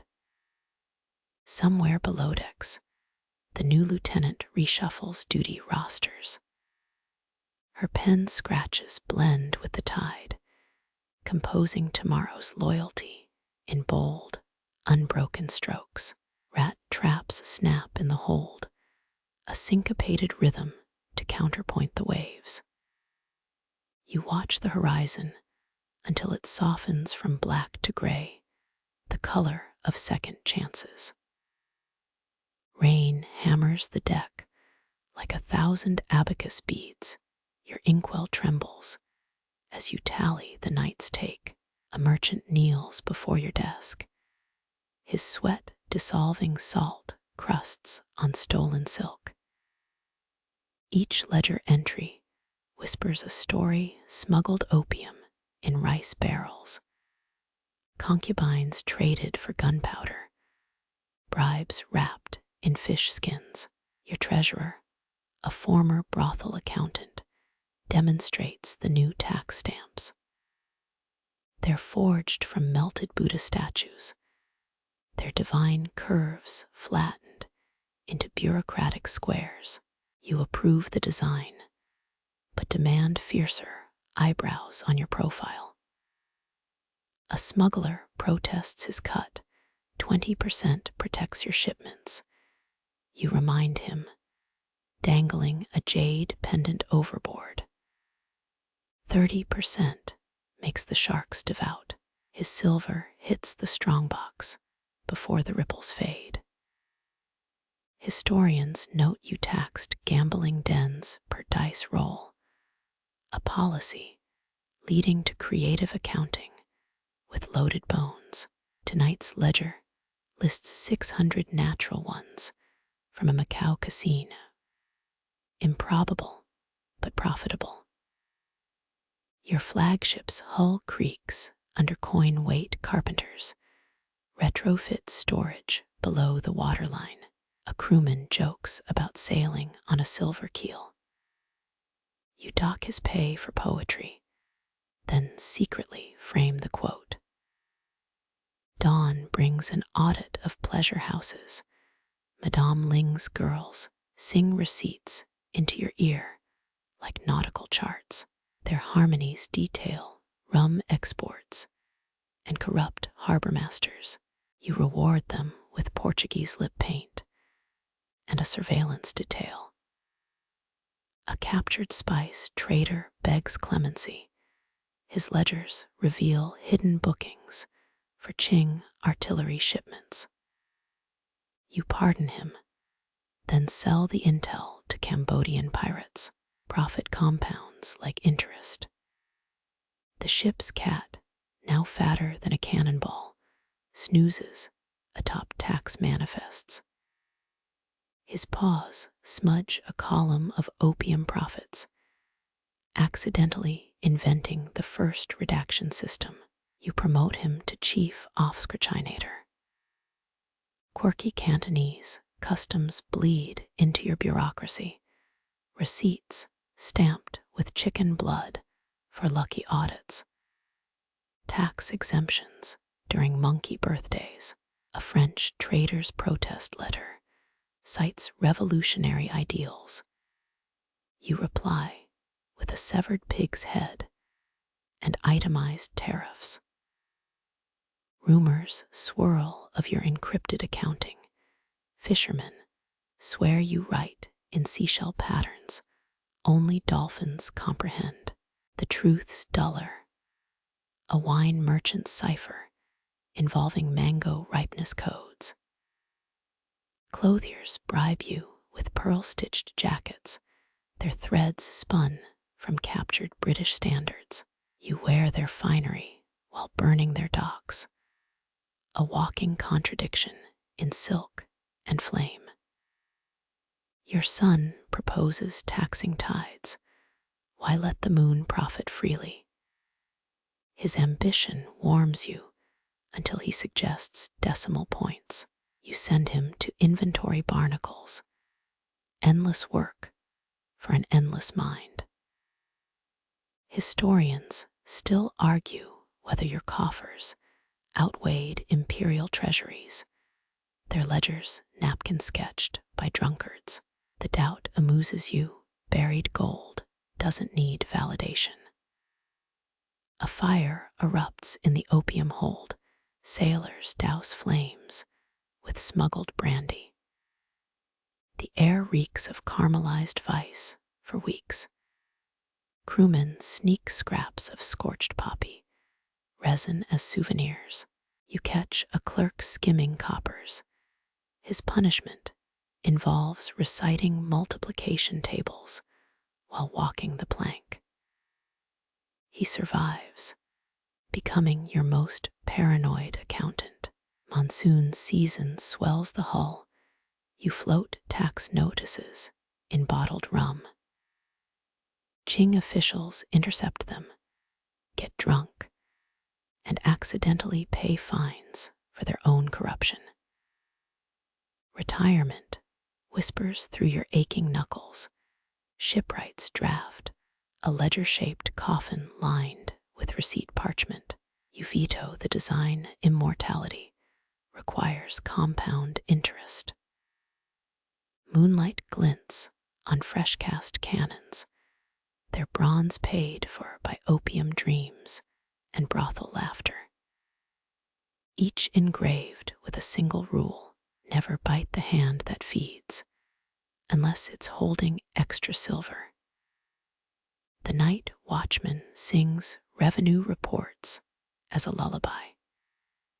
His melody mingles with lapping waves, a lullaby counting stolen stars into dawn's vault. Labor pains arrive with the crackle of distant cannon fire. Your cabin sways between contractions and cannonball impacts. A Dutch defector turned medic barks orders his midwifery skills stolen from a stolen anatomy text. Sailors outside chant red flag, birth's tide-born king. Through the porthole, their superstitions louder than the doctor's instructions. 31 junks clash beyond the cove. Broadside flashes strobe the room. Your hand crushes a Langkang River pearl necklace. 37 beads snap free to roll among bloodied rags. Historians agree naval births occurred among pirate captains, though none matched your fleet's size or theatrics. The medic insists you lie down. You countermand him between breaths, pacing to the rhythm of grape shot hitting hulls. Admirals don't squat like peasants. You rasp, then immediately squat like a peasant. A cabin boy smuggles in boiled kelp for pain relief, its stench rivaling gunpowder. Cannon smoke drifts through the window. You sear the infant's first scream into a world veiled by salt and sulfur. The crew later claims he emerged clutching a musket ball. A cute myth you'll exploit mercilessly. Tideborn, you name him as his cries sink with crashing waves. The doctor suggests swaddling him in a Portuguese flag only. If you line it with British silk, you counter. 3 passing pirates volunteer as wet nurses. Their qualifications involving more enthusiasm than experience. A lieutenant bursts in with battle updates. You dictate tactical adjustments between nursing and tell Yao to stop wasting shots, that Portuguese carracks already listing. The man hesitates, staring at the bloodied scissors in your hand. He flees faster than a deserting deckhand. You balance ledgers one-handed while the baby naps. 3 smuggled opium chests offset naval repair costs. A nurse eyes the pearl shards underfoot. Leave them, you order. He'll learn wealth before walking. Crewmen gift suspiciously acquired baby charms. A jade teether looted from a Fujian temple. A rattle forged from melted Spanish coins. You accept them all, then have your scribe document each donor for future taxation. Historians still argue whether your maternity leave lasted 9 minutes or 9 hours. Logs from that morning show 14 ships captured mid-lactation. The doctor begs you to rest. You promote him to chief of complaints and demote his rations. A coconut-sized cannonball crashes through the ceiling. Tideborne gurgles at the sudden skylight. You calculate repair costs aloud. His coups harmonize with the numbers. Sailors outside mistake it for a battle hymn. Nightfall brings a ceasefire, and 67 captured sailors, their surrender delayed by your water breaking. You interrogate the Dutch captain while bouncing Tideborne on your knee. His terrified confession includes hidden silks, a welcome dowry for your son's makeshift crib. Fatigue hits at moonrise, a foreign sensation you combat by reviewing artillery inventory. Tideborne's tiny fist grips your pinky. As you count rounds, his strength surprises you.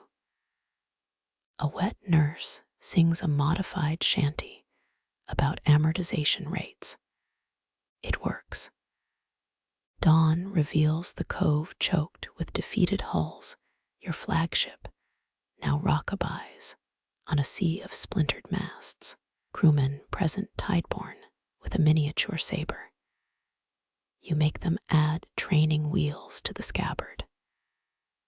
10 years later, fishermen will swear the boy's first steps caused tidal shifts. Tonight, he just vomits Portuguese cannon grease on your least favorite tax ledger. A fair trade. Imperial barges approach through the perpetual fog, their dragon prows festooned with rotting peace laurels. You recognize the tea-stained silk of Qing envoys, their embroidered rank badges trembling like aspen leaves. 20 rowers collapse at your gangplank, their blisters evidence of Beijing's desperation. The lead envoy unfurls a pardon scroll longer than your artillery inventory. His nasal recitation festers with phrases like heavenly mercy and feminine frailty. You yawn loud enough to startle the scribe's ink brush. 11 warships destroyed last month. You interrupt, dangling his ceremonial cue over the railing. Send opium next time instead of paper. Historians confirm the Jiaqing emperor issued pirate pardons in 1810, his coffers drained by your raids. What the records omit, the envoy's underrobe stinks of camphor-soaked fear. Your first mate serves negotiation tea in enemy skull cups, the porcelain kind looted from Ming tombs. The envoy sips without blinking, textbook bureaucratic composure. His junior aide vomits overboard upon spotting Tideborne sharpening a dagger with imperial seals. Governor General of Guangdong, the envoy offers a title, literally translating to shorebound fool. You counter with a handwritten list, monthly opium shipments, tax exemptions for brothels, 14 Portuguese navigators as hostages. The scroll trembles in his grip. A distant foghorn groans. You note it's 3 beats longer than standard harbor signals. The envoy misses your flicked finger command. Seconds later, his barge's aft mast explodes in a cascade of firework sparks. Apologies, you deadpan. Training exercise. His offer escalates to a peerage and coastal fortress. You request 27 British artillery instructors instead. They're better lovers than the emperor's eunuchs. Tideborne giggles while sketching nooses on the negotiation minutes. The quirky part, those envoys really brought a virtue instructor to reform you, a Confucian scholar who quoted Analects until you challenged him to a poetry slam. His losing verse hangs framed in your brig. When talks stall, you distribute monopoly tokens carved from captured jade to demonstrate imperial decline. Your move, son of heaven. The envoy's spittle dots the game board. Nightfall brings smoked eel and veiled threats. You toast to the emperor's health, with rum steeped in the same poison his concubines used last winter. Everybody drinks. Nobody dies. Diplomacy. By dawn, they're bartering warehouse locations for British opium reserves. You throw in a complimentary shipwreck tour. The skeletons still wear their Mandarin squares. Educational, you assure them. Promotes workforce motivation. Historians still argue whether you wanted legitimacy or just better contraband. The answer's carved into your ledger's margin. Why not both? The envoy departs with counterfeit pardons for his report. Yours was the only signature stamped in seal blood. Tideborne waves a handkerchief dipped in Portuguese gun oil. It ignites mid-farewell. That afternoon, your fleet receives strange new orders. Bombard no imperial ships flying yellow flags of truce, unless they're carrying subpar opium. Then bombard twice. You keep their ceremonial umbrella as a patio shade. Its tassels make fine kindling for interrogations. 3 weeks later, the first shipment arrives. Crates stamped with Beijing's seal buried beneath lychee fruit. When the envoy's panic-stricken follow-up letter begs for receipts, you reply via flaming arrow. His return postage costs 8 captured salt smugglers and 1 terrified cartographer. By midsummer, Canton's addicts praise the emperor's sudden generosity, never questioning why their pipes overflow while the navy starves. You commission a jade abacus to track each blissful overdose. The lesson lingers like gunpowder in a closed hold. True power wears no crown, only a smug grin as your enemies pay to surrender. Tideborne asks why mandarins bow lower each year. You gift him an empty ledger. Fill it with what they owe, then ask again. Fog reclaims the harbor as you burn their final plea for dignity. The flames smell suspiciously like bergamot tea. The Portuguese caravel docks at dawn, its lion figurehead sneering through Macau's perpetual haze. You recognize the governor's crest, a rusted cannon straddling bleeding grapes. His envoy climbs your gangplank with a gait like shackled livestock. Every step clinks with hidden pistols. Blockade, he barks through an interpreter, thick with lice. His parchment ultimatum smells of ecclesiastical wax and dead Jesuits. Surrender 40 junks by full moon, or taste Catholic steel. You examine his epaulets, crude Guangdong knockoffs, shedding gold thread. Tell your king I've seen better needlework in Cantonese cathouses. Historians agree Portugal governed Macau since 1557, technically under Qing rule, but drunk on colonial arrogance.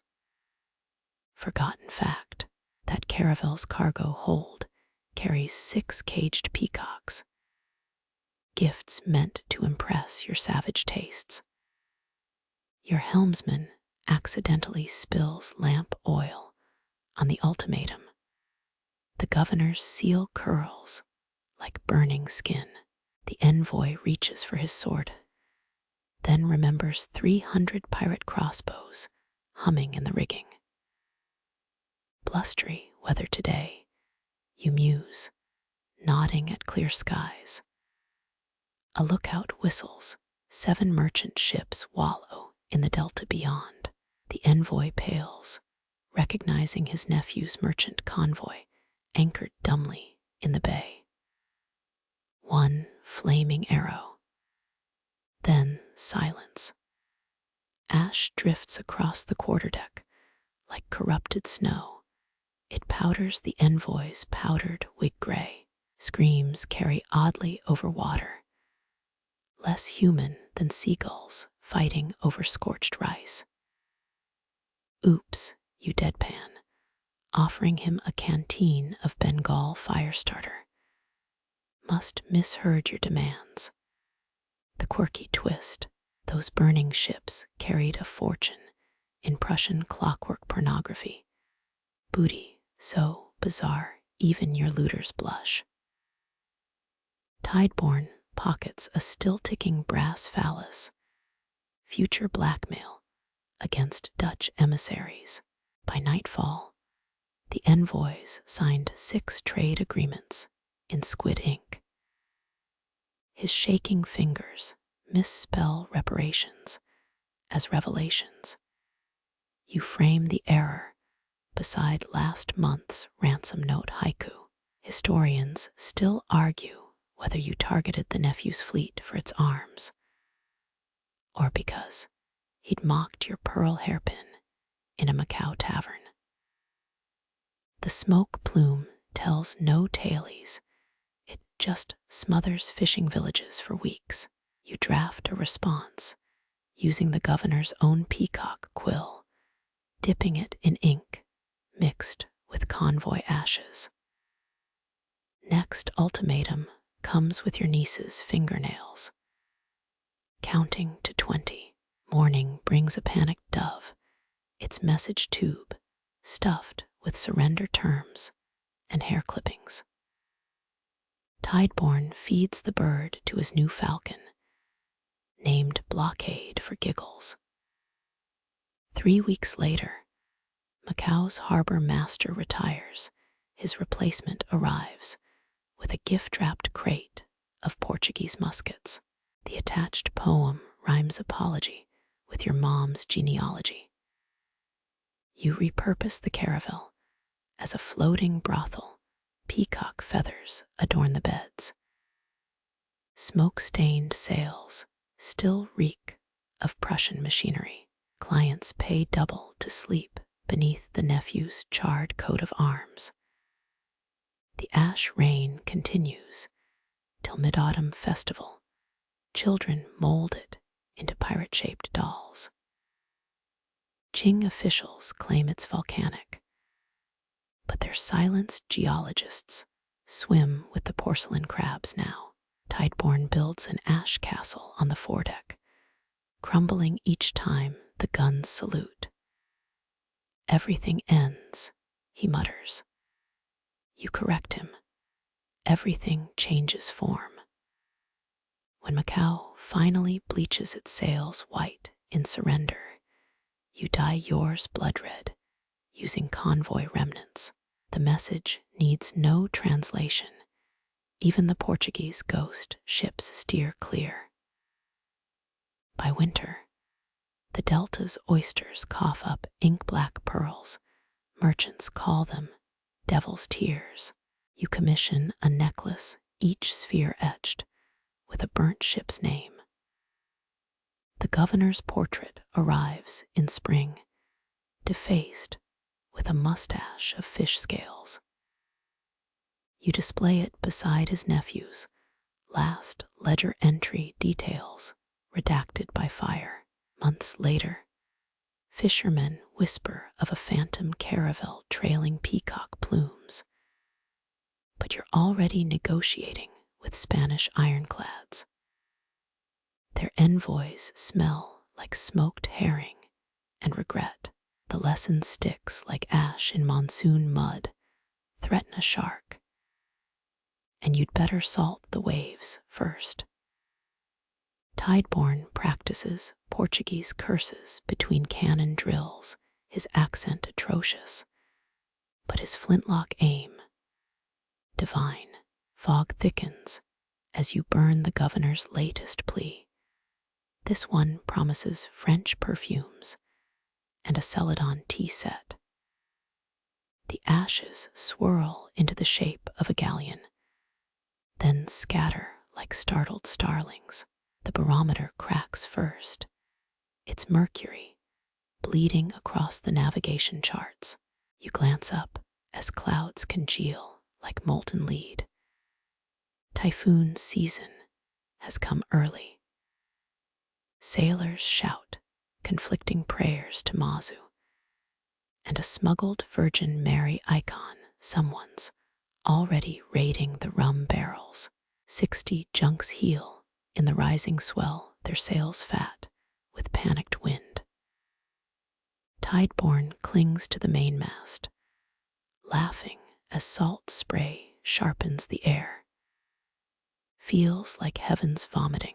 Historians note China's typhoon season peaks July to October, but the South China Sea laughs at calendars.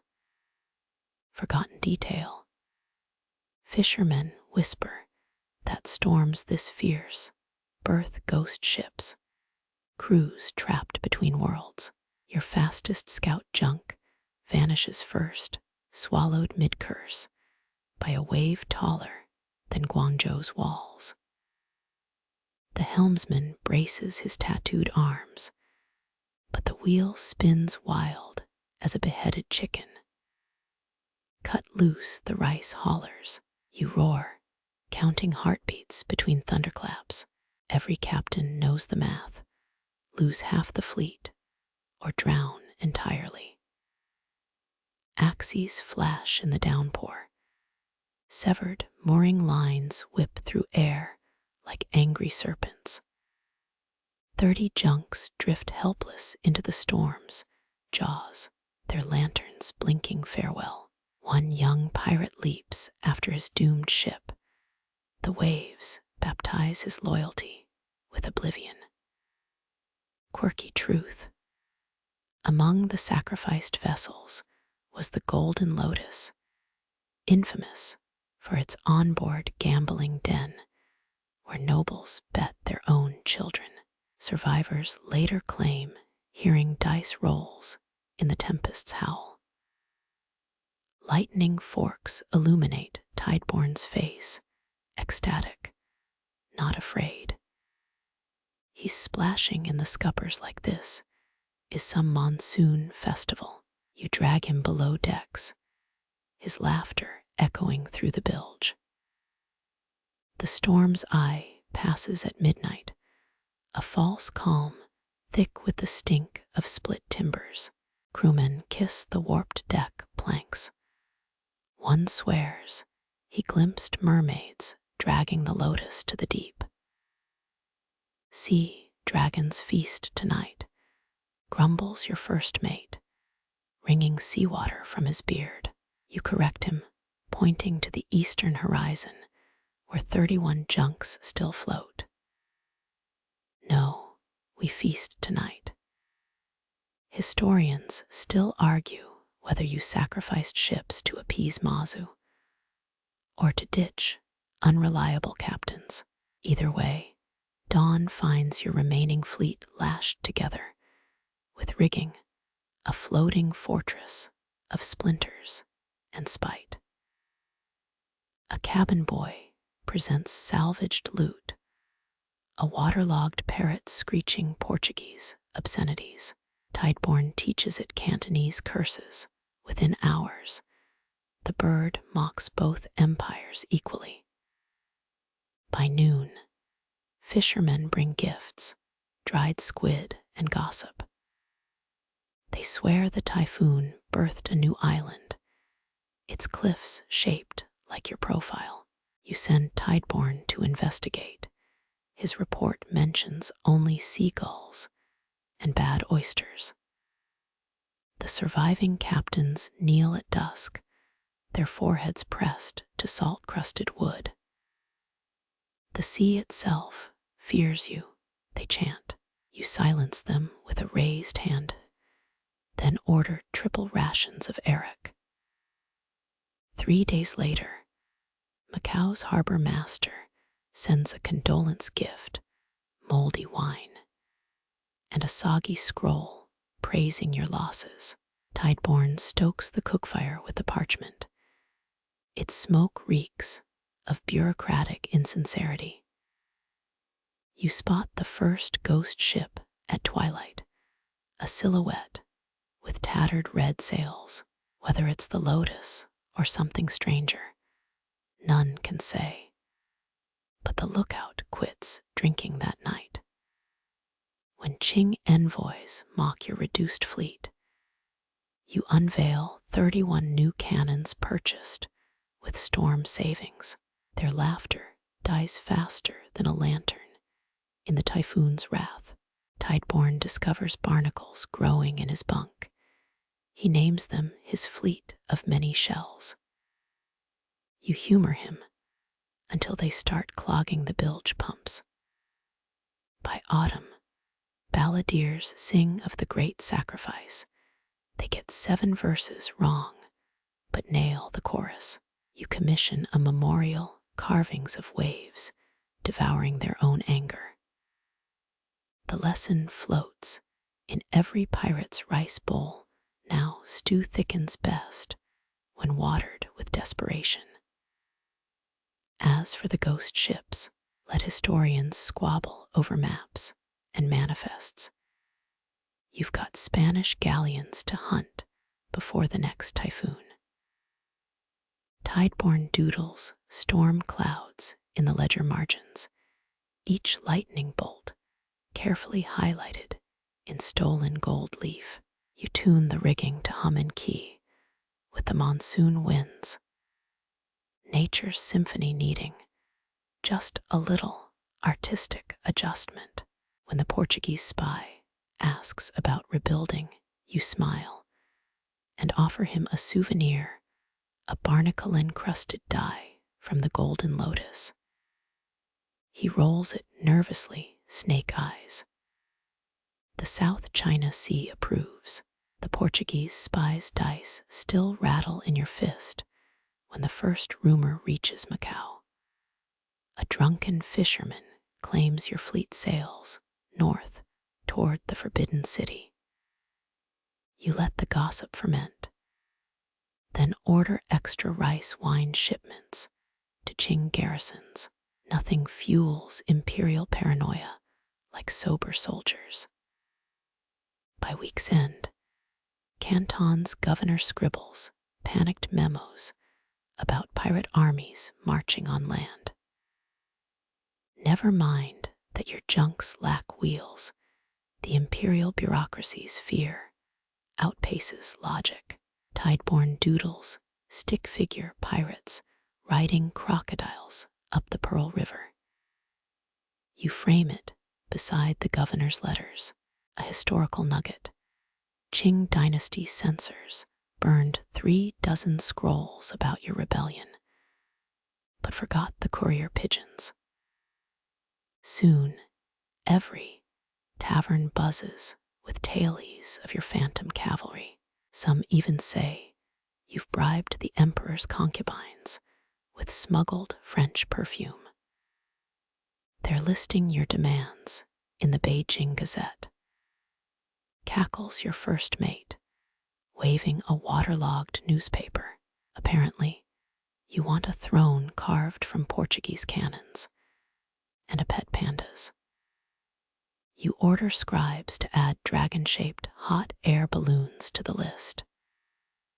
Quirky twist, rebelling crews used coded messages in tea bricks for centuries. Your contribution, hollowed out lychee fruits stuffed with manipurate flags.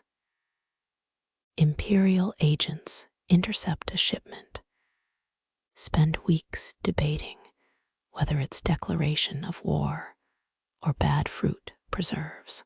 Chaos ripples outward, merchants hoard salt, monks carve protective charms, and scholars revise exams to include Pirate Economics 101. You host a banquet celebrating Beijing's chaos. Serve dish after dish of exaggerated rumors.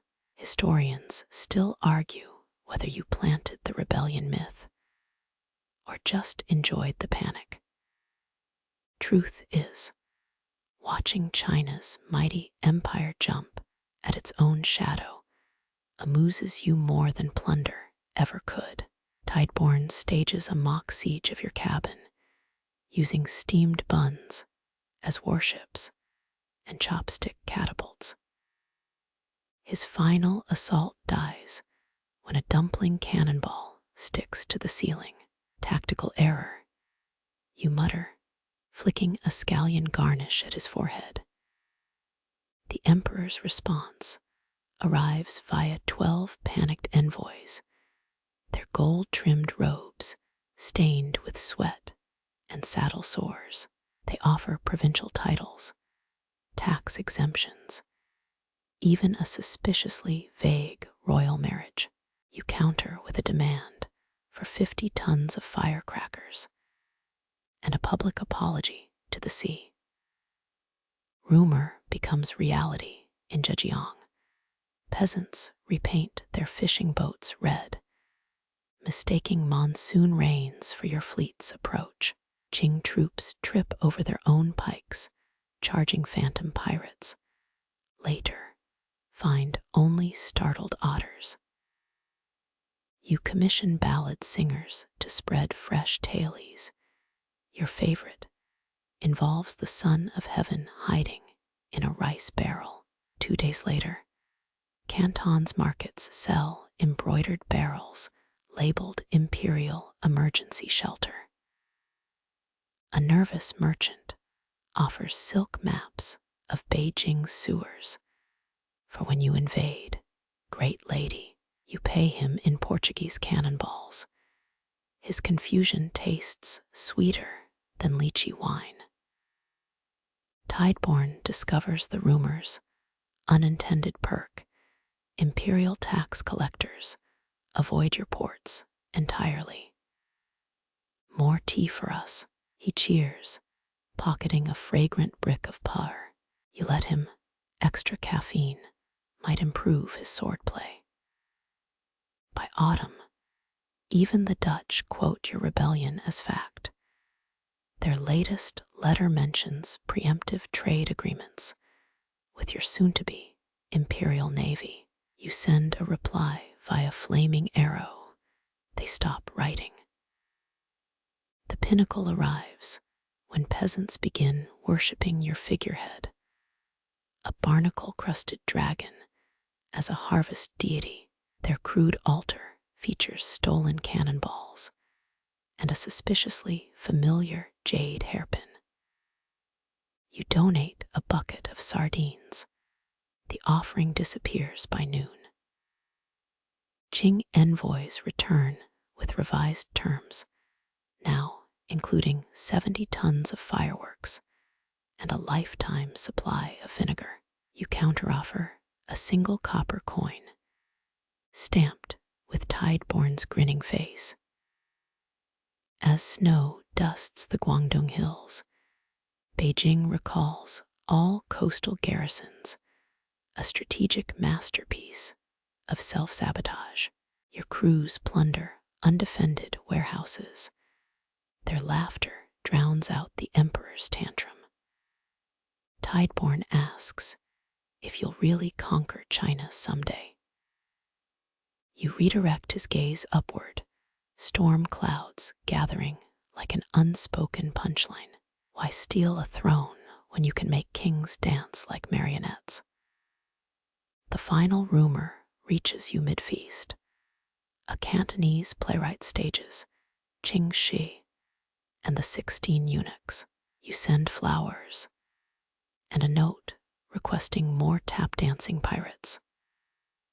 Rebellion, you decide, smells better than gunpowder. It reeks of desperation, ink, and poor decision-making. Let the Qing keep their gilded palaces. You've already conquered their nightmares. When the wind shifts northward, you order all flags lowered, except one. The crimson banner snaps above your helm, its shadow stretching toward lands no pirate should ever rule, but rules, like empires, were made for breaking. The fog's greasy fingers smother your flagship as Portuguese carracks materialize off the starboard bow, their holds reeking of Bengal opium. You signal the lantern crew, 3 red, 2 white, and watch your fleet dissolve into the mist. Tideborne wrinkles his nose at the cargo manifest. Tea leaves west, poppy sap east. We're just grocers with better weapons. You remind him empires topple faster through ledgers than cannons.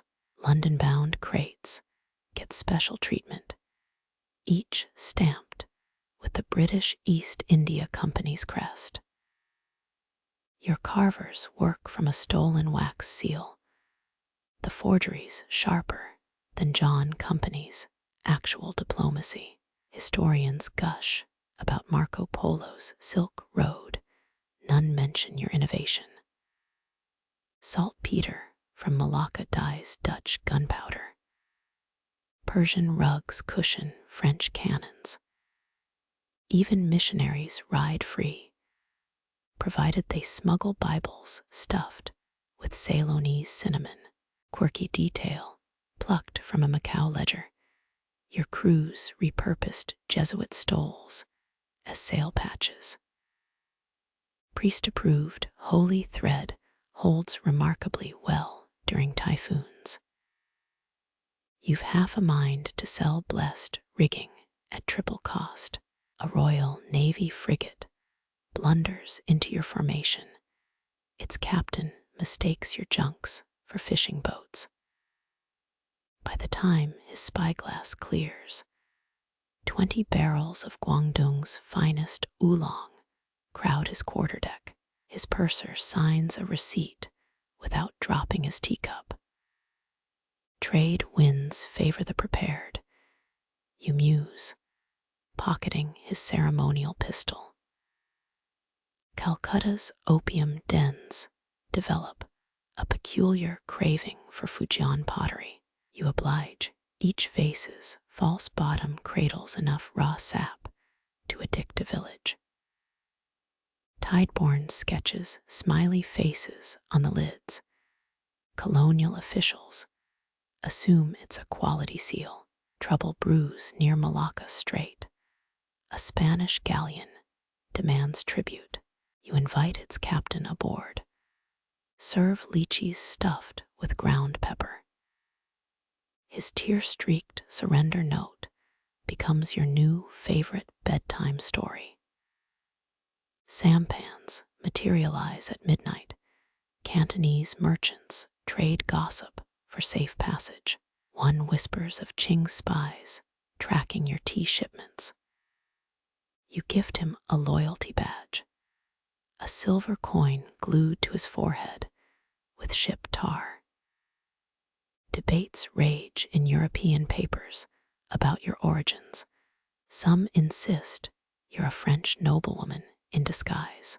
Others swear you command ghost ships crewed by porcelain dolls. Truth is, you've forgotten more identities than scholars ever invented. Tideborne rigs a toy armada in the cargo hold, matchstick ships towed by mice. The SS Cheese Wheel dominates the Gouda Straits. He declares, you promote him to Admiral of Derry, solely to watch him salute with a chopstick. Fog thickens near Formosa, perfect for ambushing that Dutch spice convoy. Their lookout's last shout dies as your grappling hooks bite. Consider this a toll, you tell the trembling helmsman, then charge him 10 clove buds for safe passage. Monsoon rains expose your best trick, colored dyes trickling from hull planks, purple streaks for British waters, green for Qing patrols, crimson for territories where your word outweighs emperors.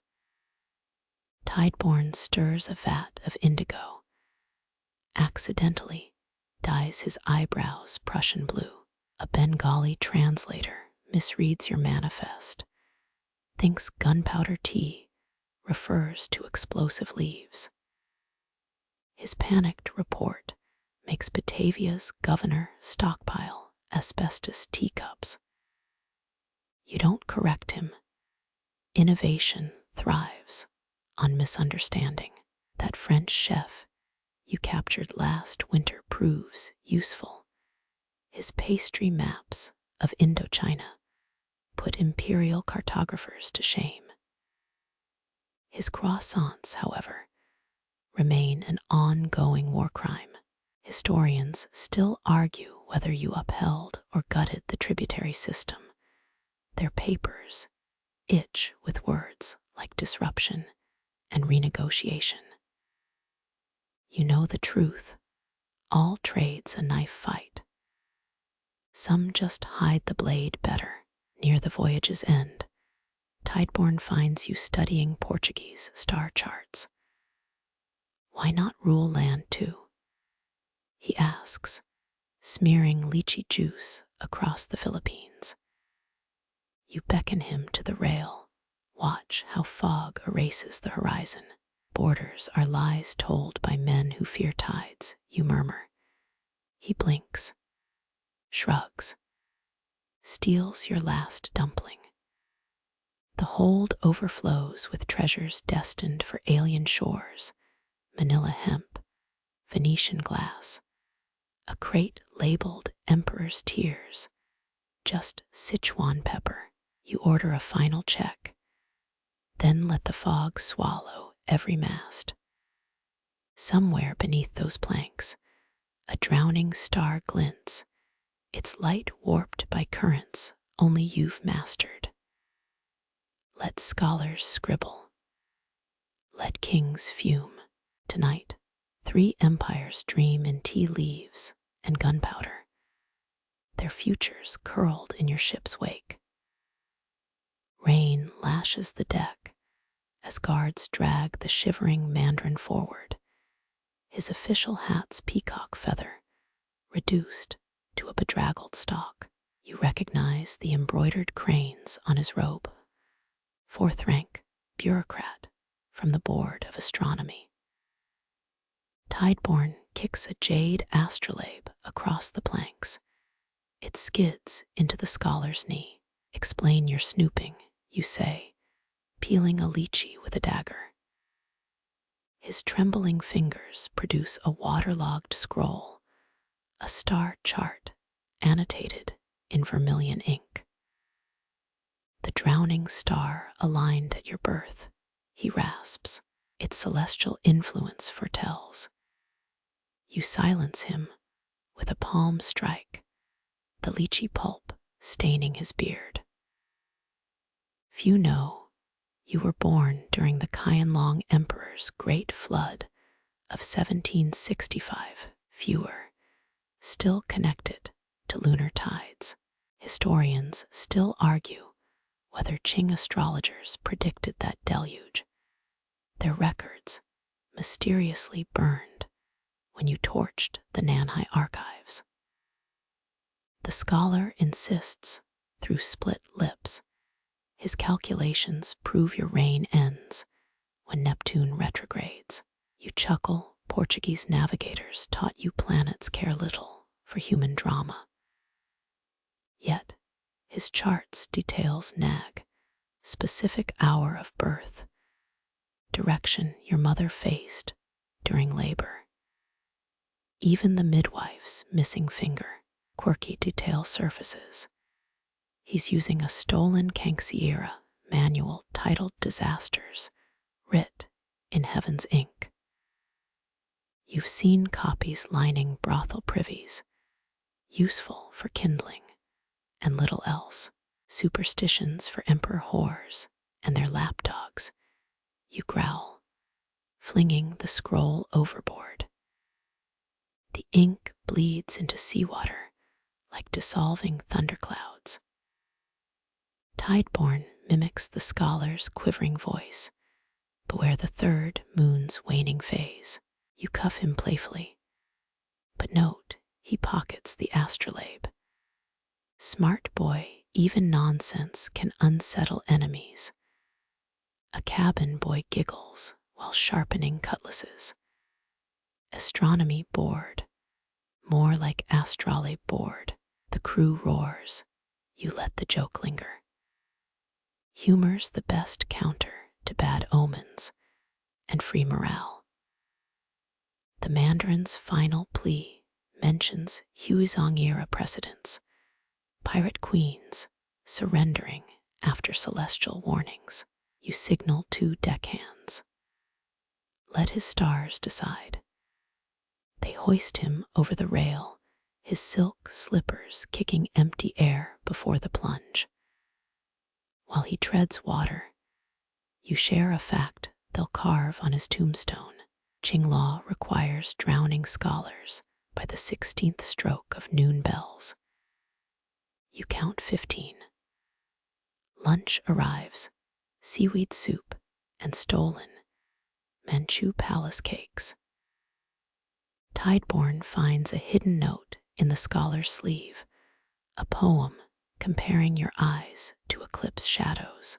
Awful metaphors, he snorts, using it to wipe grease. Debates erupt among crew about the drowning star's real meaning. Some say it's a Portuguese myth. Others swear it's why seawater avoids your skin. You let rumors ferment fear, and wonder grease the same wheels. The Mandarin surfaces once more, a gasping speck in the ship's wake. You order a fishing net tossed, not rescue, just prolonging the lesson. His sodden robes make excellent drag lines. By dusk, even gulls ignore his cries. You sip rice wine cooled in the ship's bilge, its bite sharper than astrological portents. Tideborn sketches constellations on the deck, tactfully, avoiding one particular star. Years later, Cantonese fishmongers will swear they heard the scholar's ghost reciting Li by verse during fog banks. You know better, drowned men tell no tales. Only tides matter here, and tides obey no charts. The air thickens with a dry rustling, like sandpaper dragged across the sky. You squint westward as Canton's spires vanish under a shimmering black veil locusts. Their wings drown out harbor bells, hunger made audible. Tideborn fans himself with a stolen tax ledger. Looks like heaven's got a piracy license, too. Farmers scramble up terraced hills, baskets abandoned in the mud. You signal 8 swift junks forward of their sails patched to mimic storm clouds. Qing forts fire warning rockets, red streaks swallowed whole by the swarm. History books will claim locust plagues destroyed 60% of Guangdong's crops this year. You'll ensure they're half right. Sampans loaded with grain try, fleeing upriver, your crew boards them laughing. A magistrate's clerk offers silver for mercy until he recognizes your flags. En Ningbo's granary's fuller. He babbles, betraying his own city for a slower death. Men still debate whether Qing officials exaggerated crop reports. Their scrolls show more creativity than a brothel poet. Locusts land in your hair, iridescent shells clicking like abacus beads. You recall a Fujian folktale where they carried away a corrupt mayor, though your plans involve less allegory. Tideborn munches a fried specimen from your sleeve. Crunchier than Peking duck, he declares, spitting wings into the wind. 3 peasants kneel ashore, burning paper effigies of locust gods. Their incense smoke tangles with your ship's cannons, a fragrant ceasefire. You toss copper coins into their offering bowl. They'll later call it pirate alchemy. Historians still argue whether religious processions slowed swarm migrations. Ask the locusts, devouring their debate notes. Your fleet drifts through the insect haze, keels scraping rice barges trapped in shallows. Deckhands sing a grain-stealing shanty, rhyming millet with pillage it. Someone's getting extra night watch shifts. Dawn reveals your hold stuffed like imperial larders. Ching ships approach with pathetic pomp, their prows draped in red anti-locust banners. You order a courtesy volley over their heads. Cannon smoke blends perfectly with remaining swarms. A mandarin's envoy shouts through a bronze megaphone, his words garbled by chitinous static. Did he say surrender or sugar cubes? Tideborn asks, loading a concubine's hairpin into his blowgun. The crew's laughter scatters more locusts than Qing threats ever could. Among the plunder, a dowry chest filled with jade locust carvings.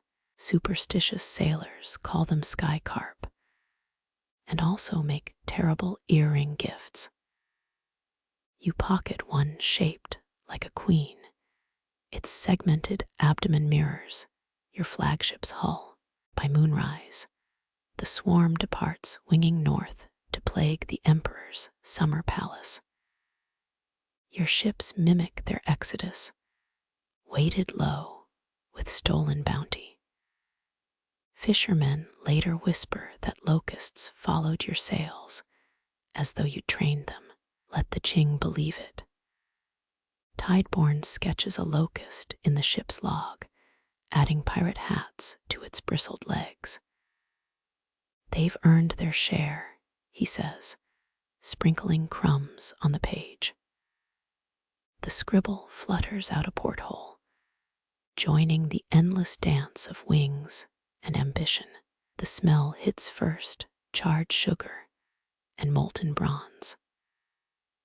The morning tide carries 12 derelict junks toward the emperor's blockade, their hulls pregnant with Turkish gunpowder. You whisper orders through a lacquered tube, each captain's response echoing like a death poem. Tideborn frowns at the nearest fire junk. Grandmother's ghost could light that fuse faster. Deckhands soak rice sacks in vinegar. They'll smolder longer before igniting the payload. Historians will later credit you with piracy's first delayed detonation device, though no one mentions the stench. A cabin boy retches overboard, his breakfast joining the Pearl River's murky brew. Flagship lookouts mimic gull cries as the Qing armada emerges, silk sails shimmering with misplaced confidence. Their formation mirrors naval manuals from the Ming Dynasty, obsolete as a Confucian punchline. You signal the first 3 fireships forward, their rudders lashed with fishermen's knots. Sunlight glints off the enemy's gilded prow carvings, dragons frozen mid-snarl. The lead fire junks fuse sparks to life, ratcheting your pulse louder than any war drum. Tideborne coughs through the sulphurous haze. Remind me why we didn't hire Mongolian archers instead. Midday darkness swallows the horizon as flames kiss the first powder keg. The explosion tattoos your shadow against the mainsail, a momentary giant. Qing sailors leap into waters churning with burning silk and ambition. Workers at Canton's docks later swear the smoke blotted out the sun for hours. Court astronomers blame an inauspicious eclipse. A second blast ruptures a rice transport ship, its hull vomiting steamed grains into the brine. There's our winter provisions, you mutter, shielding your eyes from flying debris.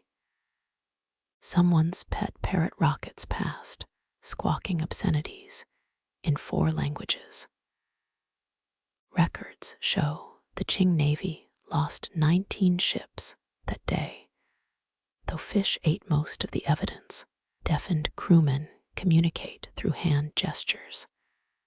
A flurry of signals about hot soup, meaning starboard maneuvers. Tideborne lobs a smoldering rice sack onto a passing raft. It drifts toward a stranded enemy lieutenant. The man's scream harmonizes with splitting timbers. Nature's grisly opera. 3 junks escape the inferno, leaning towers of flame, colliding with riverbanks. Peasants later scavenge nails warped into skeletal flowers, selling them as dragon claw relics. Archaeologists in 1992 found charred planks near Macau. Some still argue whether they're from your ships or Ming fireworks barges. Winds shift, your flagship glides backward through the carnage. Untouched as a temple idol, the emperor's admiral floats, past on a shattered door, his beard sparking like a misfired rocket. Tideborne sketches the scene using gunpowder residue and spit. Should sell these scrolls to the Dutch, call it apocalypse impressionism. Silence descends with the ash, broken only by the creak of dying ships. You pocket a smelted coin from the railing, Yang Zheng's face fused with a barnacle. The river exhales one last plume of smoke, a dragon's sigh of contentment. Night falls early. Fishermen's lanterns bob where warships once anchored, cautious flames retreating from your silhouette. Tideborne hums a lullaby about drunken starfish, its melody carried on lips of salt and survivors. Somewhere beneath the waves, mandarins and gunpowder share their final argument. The harbor buoy rocks gently beneath her feet, or what's left of them. You wake to seabirds quarreling over their breakfast, swaying in last night's silks. Lady Ling's pearl-studded sleeves, now kelp-strewn scarecrow arms. Salt preserves her expression better than any mortician could, lips frozen mid-curse, eyes boiled tapioca white. Tideborne tosses rotten pomelo at the spectacle, a putrid bull's between her shoulder blades. Teach her to mess with your afternoon tea. You brush imaginary lint from your sleeve, last week's poison still clinging beneath your nails. The concubines arseniclaced oolong sits, preserved in a lacquer box now, labeled lesson 14 in your private collection.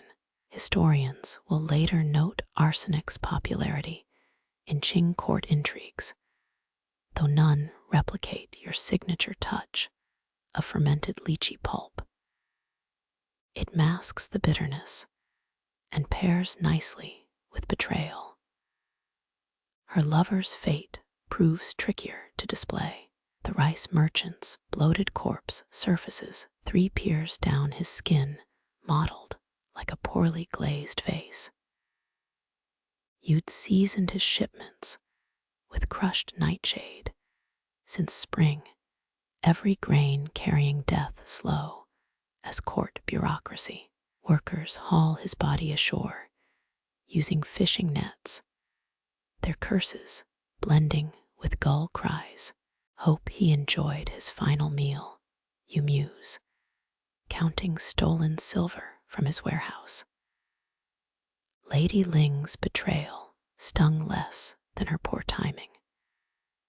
She'd chosen Wu Yi Oolong for the poison attempt, your favorite, since capturing that Fujian tea brigantine. Real connoisseurs know the 8 harvest brews best with seawater, a quirky fact you'd shared during her loyalty oath. The harbor master's log later shows 12 chests unloaded. That night, only 11 reached your storeroom. You let the corpse linger, a macabre wind chime warning against future plotters. Sailors invent gruesome rhymes about tides carrying her ghost to Nagasaki, though you suspect she's too busy haunting the seafloor. Archaeologists in 1971 will carbon date her hairpin, unsuccessfully petitioning to name a mollusk after her. Tideborne sketches the scene from the forecastle, his brush capturing seagulls nesting in her hair. Should charge admission, he grumbles, flicking ink at a passing deckhand. Call it treason in 3 acts. You counter by erasing his opium ration. Parenting proves harsher than naval combat. Night brings sulphurous fog that preserves her mid-autumn festival makeup, rouge bleeding into the bay like liquid sunset. Fishermen report spectral lights around the buoy, claiming they guide ships to safety. You know it's just bioluminescent algae, but let the rumor spread like rice blight. By week's end, barnacles crust her ankles, nature's shackles binding corpse to buoy. The harbor master offers to remove that eyesore. You promote him to latrine inspector instead. Records show Qing officials penned 16 complaints about the smell, all filed beneath mattress stuffing requests. Historians still argue whether Lady Ling acted alone. Her encoded love letters suggest a Portuguese consul's involvement. You burned that evidence personally, ashes making excellent gunpowder filler. Tideborne salvages her jade hair ornament, a gilt offering left on your bedroll. The morning they finally cut her down, you're busy testing new poison on rats. Deckhands swear they hear laughter in the rigging, wind through silk. Nothing more. You pocket a vial of mercury-laced honey, just in case. Currents eventually wash her remains past the outer islands, fish nibbling the last flesh from betrayal's bones. Some say you wept that night, but salt air plays cruel tricks on old eyes. Tideborne finds you staring at the empty buoy, its chain rattling like a beggar's cup.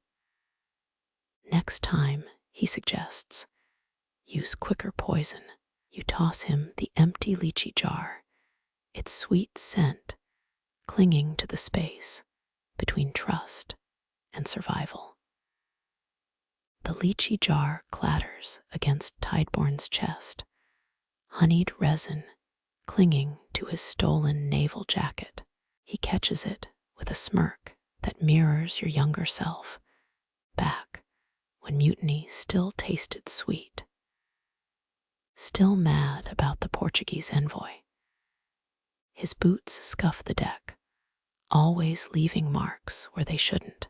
You count 13 breaches of protocol before he reaches the starboard rail. 3 nights later, he ignores the watch order, letting a Fujian tea clipper slip through the blockade. Its cobalt sails melt into the monsoons. You recognize the ship from last year's tribute lists. Imperial logs later confirm it carried 36 Ming-era ceramic dogs, destined for a British collector's mantle. Tideborne shrugs when confronted, thought it was a fishing junk. The lie hangs heavier than monsoon clouds. You order the punishment drum brought out, its sharkskin surface still stained from last summer's floggings. Crewmen murmur about the marooning rhyme etched along the rim, a ballad even drunk sailors won't sing. Tideborne laughs until you point to Wailing Stone Islet, its jagged outline sharpening through the fog.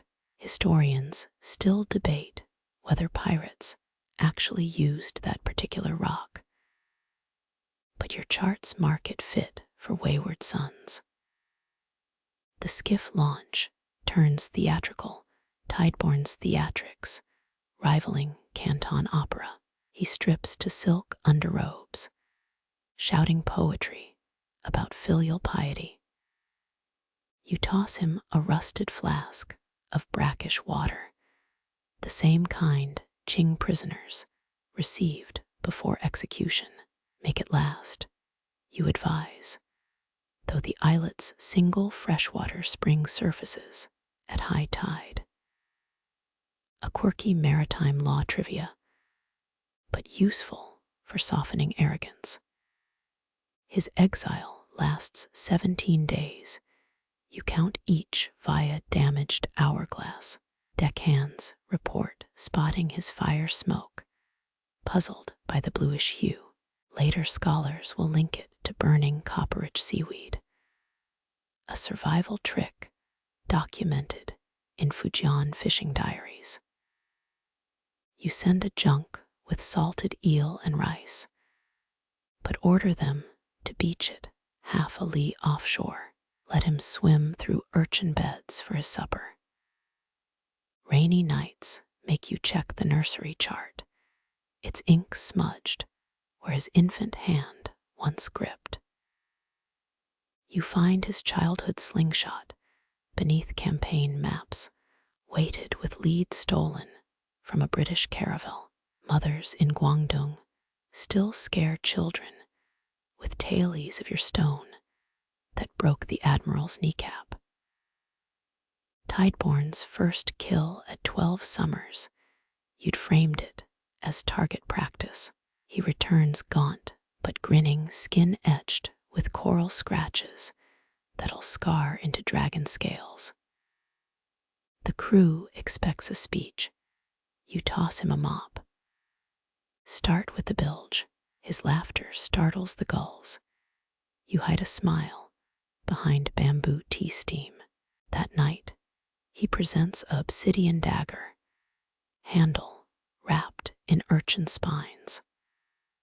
From the spring cave, he mutters. You recognize Wailing Stone's volcanic glass. Geologists won't discover it until 1923. Rumors spread of Tideborne taming wild monkeys as sentries. Pure nonsense. Though the simian screeches in his quarters suggest otherwise. You let him keep the creatures.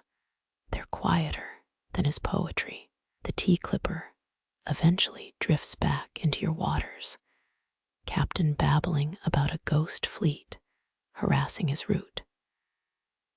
Tideborne sinks it personally, retrieving 2 ceramic dogs as apology tokens. One now guards your night cabin, glazed eyes reflecting lamplight like tiny twin moons. The other, historians will later unearth it in Macau, mislabeled as a ritual wine vessel.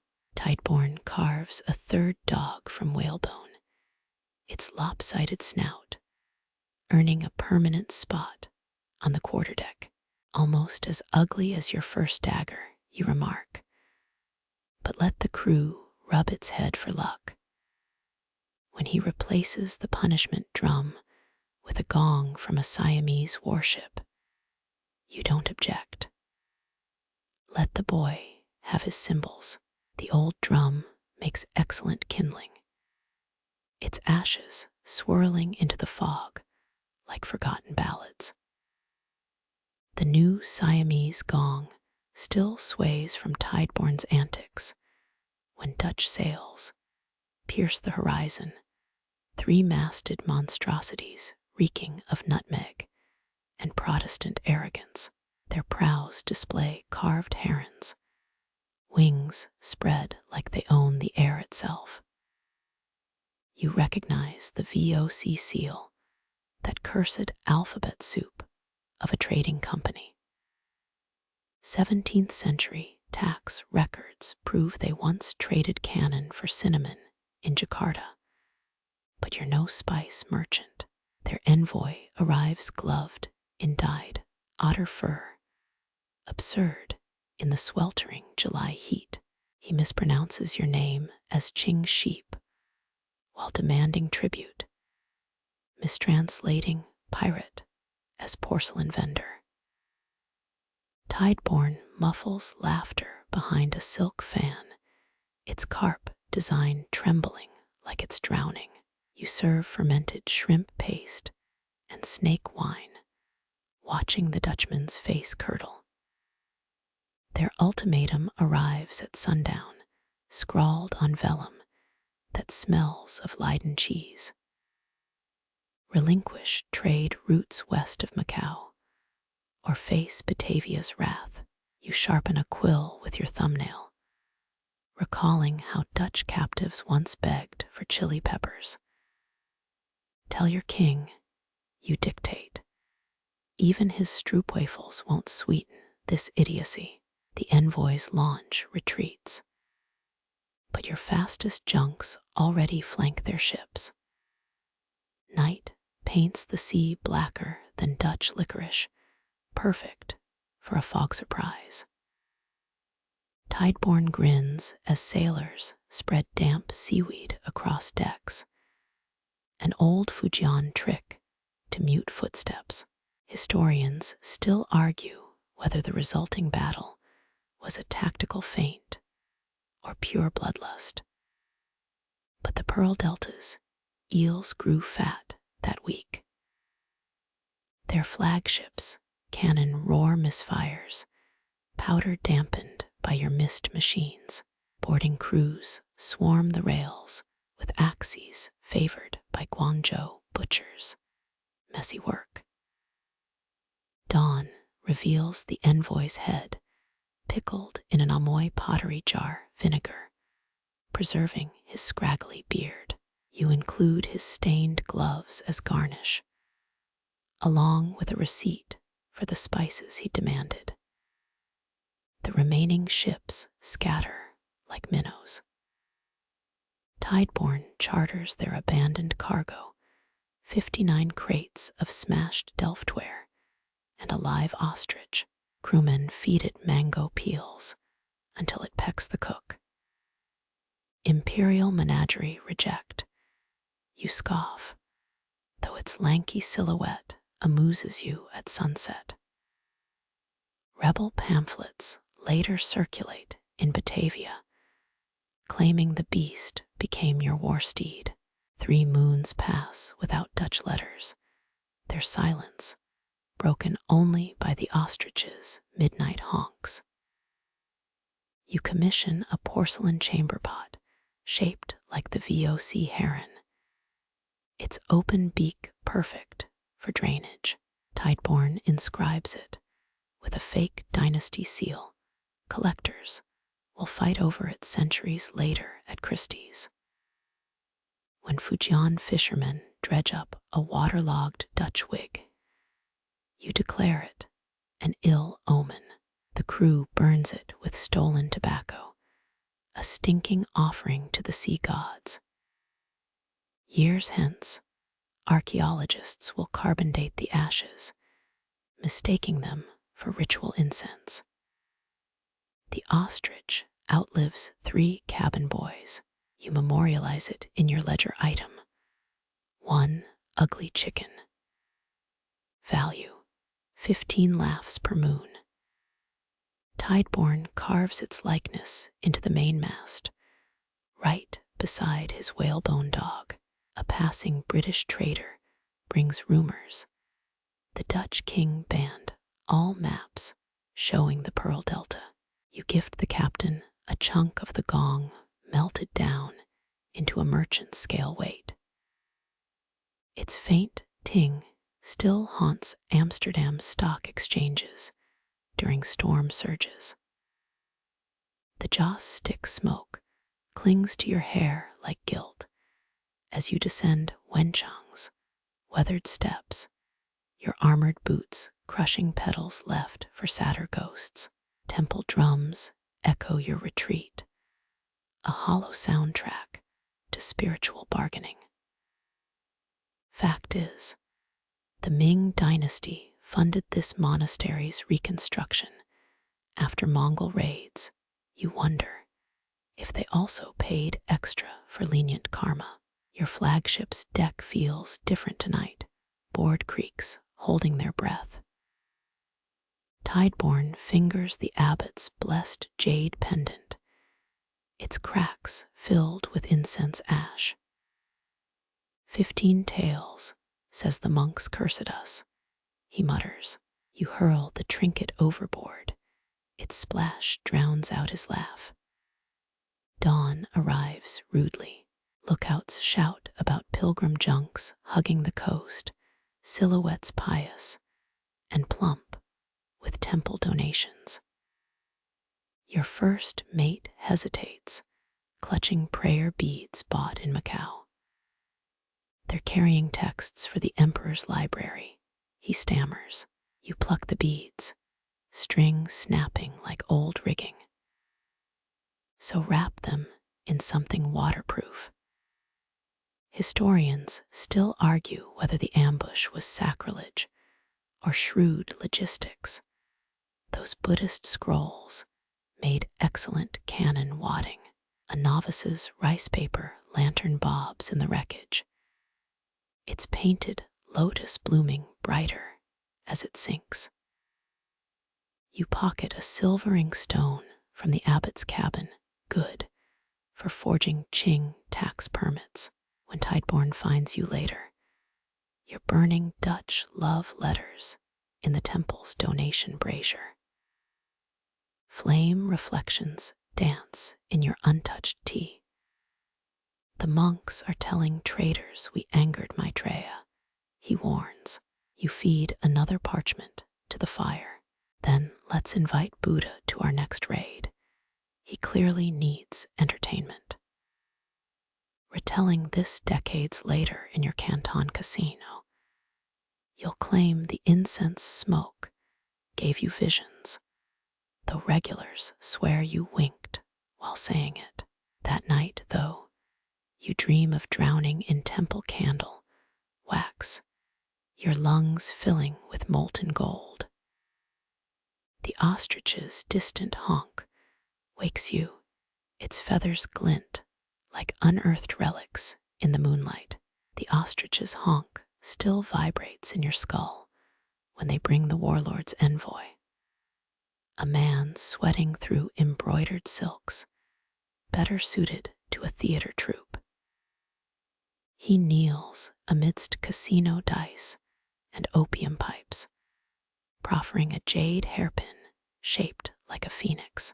Zhang Delun desires your hand in marriage, he announces.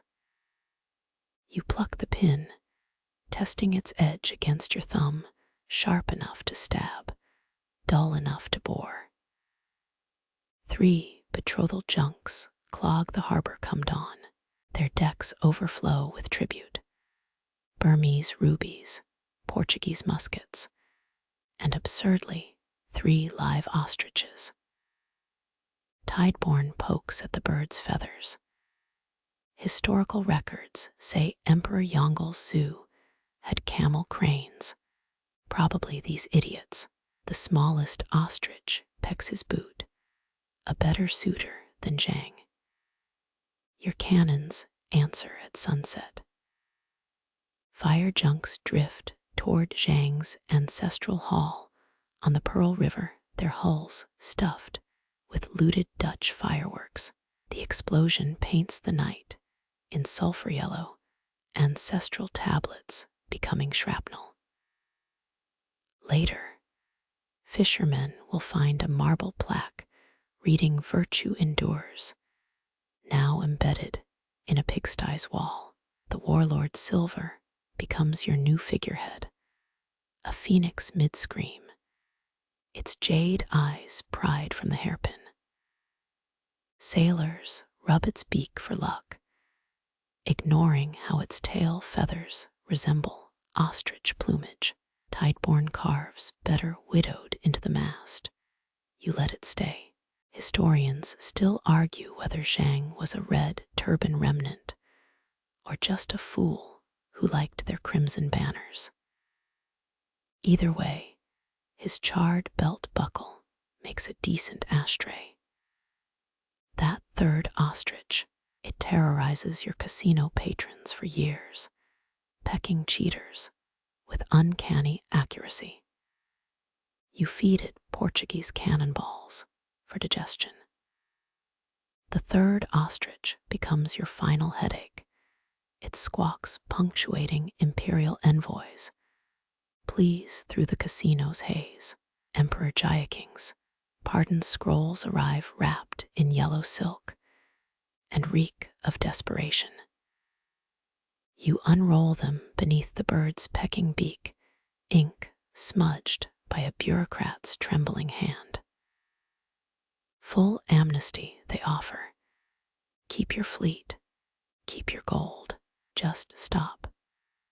Pensioners freeze mid-dice roll as you laugh, a sound like rigging snapping in a gale. Historical records claim Jiaqing purged corrupt officials. He should have started with his scribes. The envoys flinch when you toss Portuguese cannonballs into the ostrich's feed trough, their metallic clangs underscoring your silence. Dawn finds you on the docks, bare feet skimming, brine-scummed water. Mandarins arrive by gilded barge, their makeup cracking under your stare. You sign with a jade-tipped quill, ignoring characters about imperial benevolence. The real prize, 52 chests of Sichuan peppercorns, their numbing heat perfect for silencing nosy historians. Your fleet dissolves faster than sugar in monsoon rains. Captains weep, kissing your rings, their new fishing boats already reeking of mackerel. Tideborne carves mother into a sandalwood box, then fills it with Qing dynasty teeth. You leave it on a tax collector's pillow. They say you retire to a riverside villa. Official portraits show you embroidering lotus flowers. Funny, nobody sketches the secret canal beneath your pantry, the one leading to Macau's black market docks. That ostrich, it guards your hidden ledger, pecking anyone who questions your modest tea trade. Historians still argue whether you smuggled opium until death or just enjoyed watching them sweat. Let them squabble. The emperor's framed pardon makes excellent kindling. Its ashes seasoning your morning congee. Tonight, fog creeps through your casino's shattered windows, a familiar shroud. Salt crusts your lips as the harbor's wail rises, not a dirge, but an invitation. Somewhere past the lighthouse's sweep, black sails bloom like ink in water. Opium smoke coils around mahjong tiles like the Pearl River embraces wreckage, your casino's newest feature. A fog machine disguised as an incense burner, its mournful wheeze summoning retired pirates to the tables. They come slouching in, men who once scaled Spanish galleons, now squinting at dice rolls. Jiangsu-born little Liu deals cards with his iron hook. Historians still argue whether he lost the hand to a naval broadside or a tea-house brawl. You let him keep a tenth of each pot, a small tax for letting him imagine he's still relevant. The Qing banned gambling dens last spring. Not that magistrate Bao noticed after your gift of Ceylon sapphires. Chipped teacups overflow with Portuguese gin and betel nut spit. The sticky floor seizes idiots who mention your brothel days. A Portuguese defector teaches parrots to squawk all hail the dowager, until one starts mimicking his panicked screams during the Macau ambush.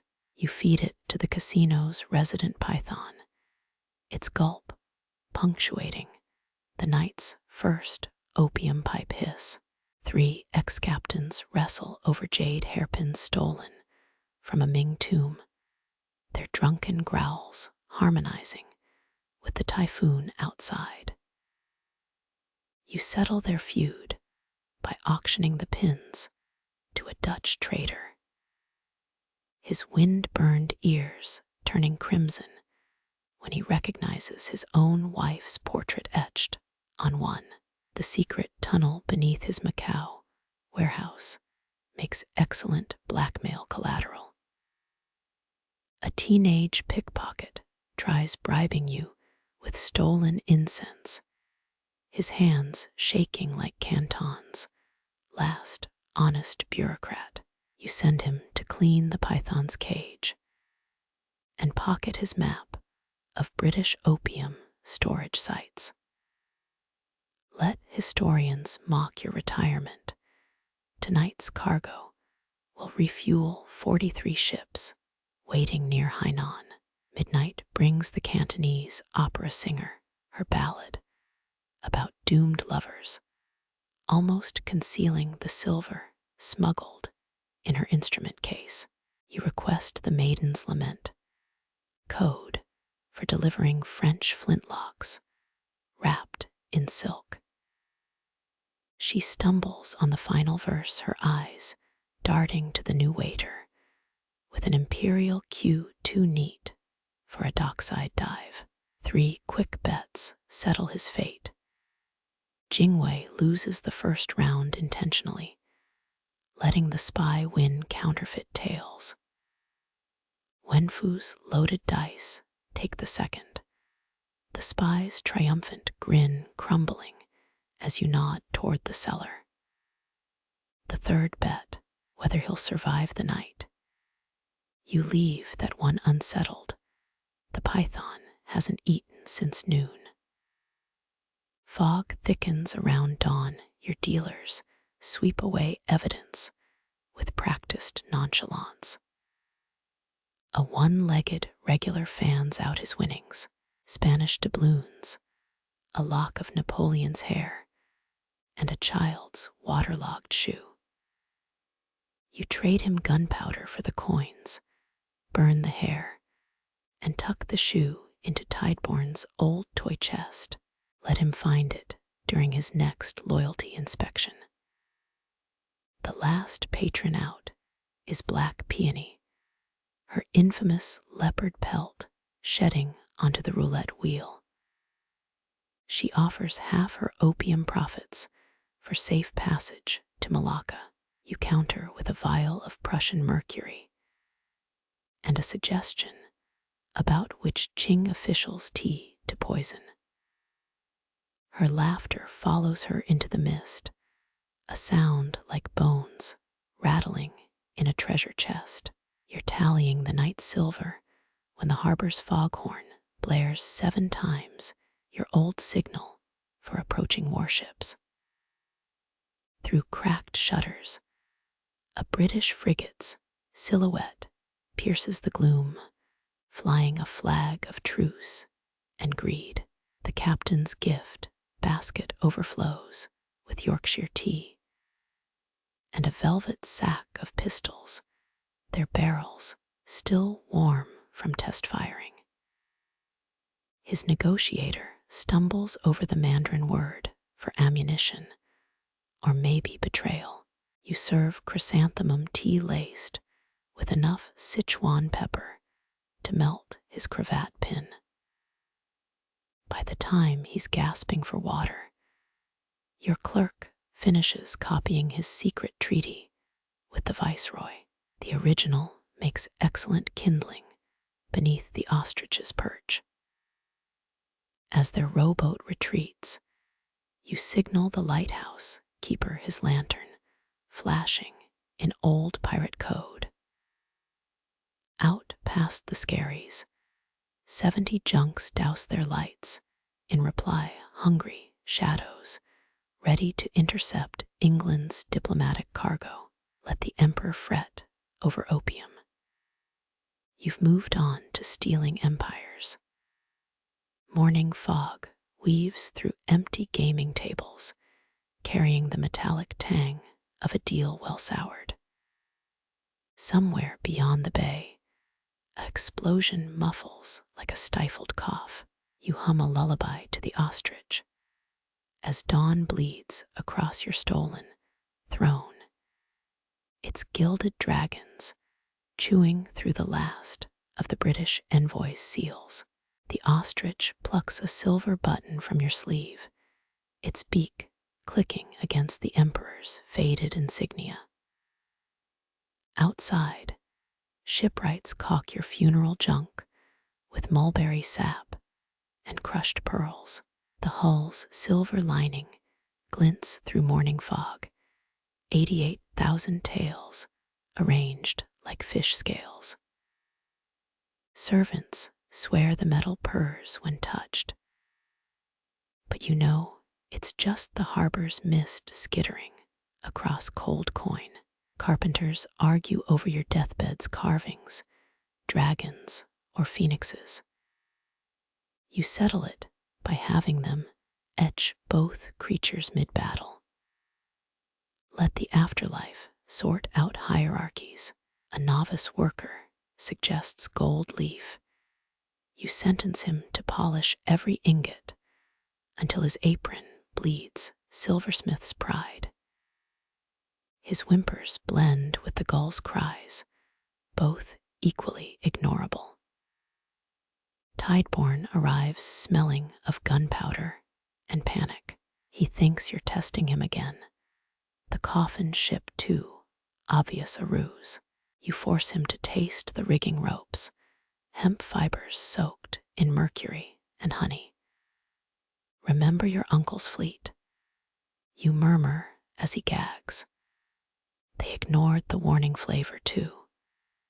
His knees hit the dock exactly where you'd predicted at dawn. The Qing envoy brings final papers, jade seals dangling like bribes on a dog's collar. You sign with a cannon wick dipped in squid ink, the document's silk dissolving where your tears should fall. Historians will later frame this surrender agreement in Beijing, never noticing the barely legible curse woven into your chop mark. Your chef prepares a last banquet, shark fin soup served in Portuguese helmets. The steamed buns burst with lotus paste, and 3 stolen naval codes. Loyal captains devour them without blinking their teeth, cracking hidden wax tubes. A rookie vomits messages into the harbor. Maids scoop them up with netted ladles before the tide claims evidence. At midnight, you test the coffin's comfort by napping inside. Dream of that moldy toy shoe in Tideborne's chest, its leather worn smooth by a dead child's foot. Wake to find the hinges already rusted shut. The locksmith's trembling hands amuse you until you recognize your father's eyes in his panicked face. You let him keep his fingers and the key. 9 Buddhist monks chant sutras they don't believe. You count 6 secret Qing spies among them. Their sandalwood beads snap when your parrot recites a Portuguese drinking song. You offer the youngest monk a betel nut and the address of his illegitimate son in Macau. His subsequent heart attack grants him honorable early retirement. Lanterns flicker as you board the junk, its deck already mossy from neglect. Tideborne presents a jade hairpin for your burial robes, the same one you auctioned decades prior. The Dutchman's widow must be spinning in her grave. You snap it in 2. The smaller piece disappears into your sleeve for later use. Let historians debate whether it poisoned a rival or opened a brothel strongbox. As oars dip into black water, a cabin boy begs to join your voyage. His teeth glow faintly from rogue opium shipments, a side effect you'd patented in '09. You grant his wish by tossing him overboard. The wake's phosphorescence charts his path better than any map. Near dawn, the crew starts murmuring about phantom sails in the mist. You let the rumor swell, then order the ship scuttled off Ninepin Island. Silver ingots cascade into the depths, your final trap for greedy divers. The lifeboat smells of mildew and betrayal, but the pistol under the bench smells of oiled loyalty. Your last sight, the python from the casino coiled on the beach, its swollen belly hinting at a well-fed retirement. Tideborne weaves drunkenly toward shore, already misunderstanding the legacy you've anchored around his neck. The foghorn's final moan syncs with your last heartbeat, a duet performed for no surviving witnesses. The harbor's morning fog carries coal smoke and fermented shrimp paste, 19th century Canton's signature cologne. Sailors spit beetle, nut juice into the waves, swearing they see your silhouette in the mist. 7 weeks after your disappearance, Qing officials declare victory.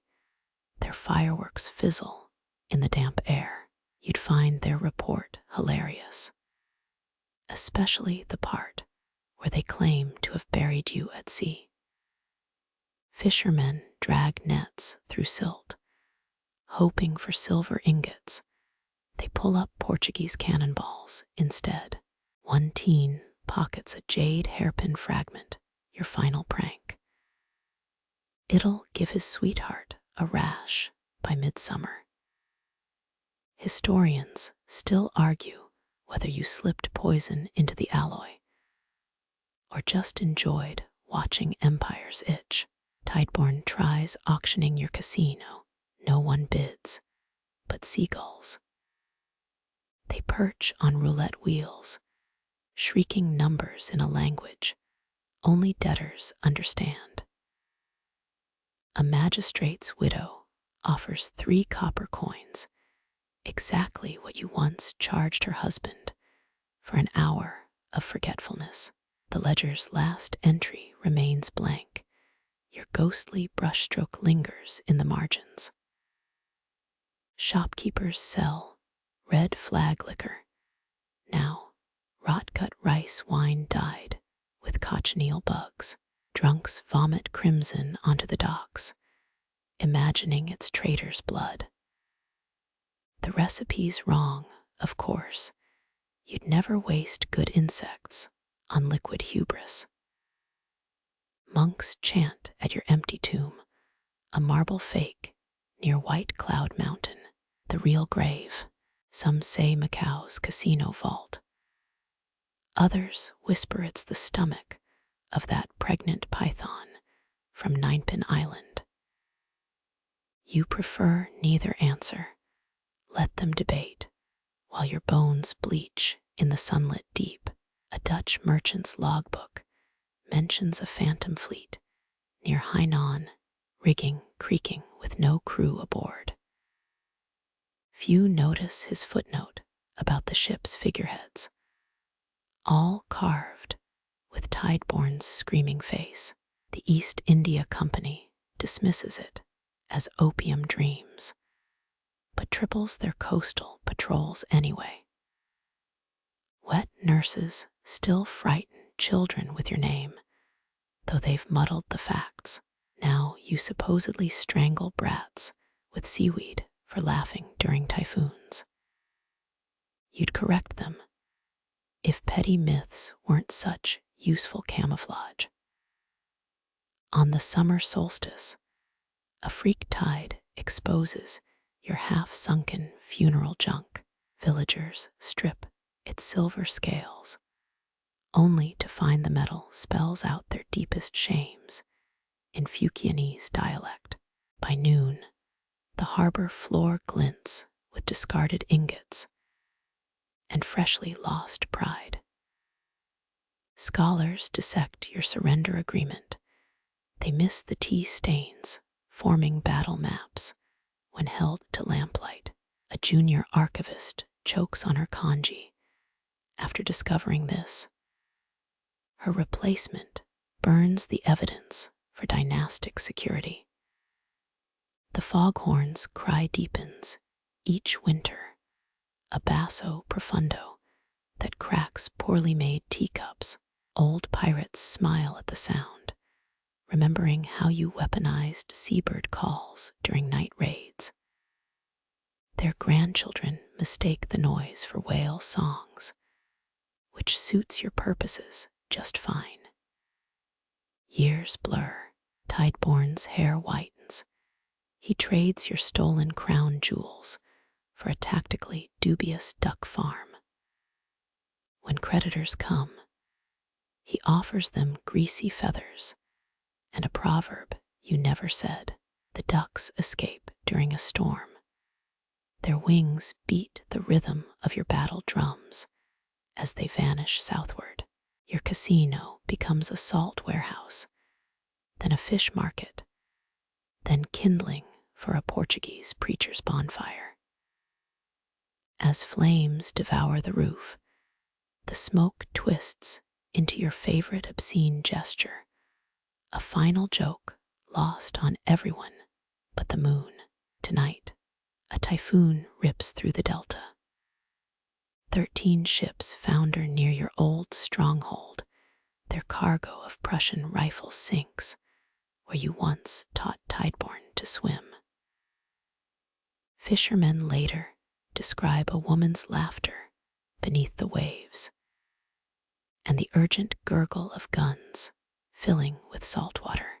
The harbor never forgets, even as concrete replaces bamboo and steam drowns out gull cries. Your name becomes a slang term for unexpected storms, then a brand of particularly vicious firecrackers, then a forgotten footnote in pirate lore.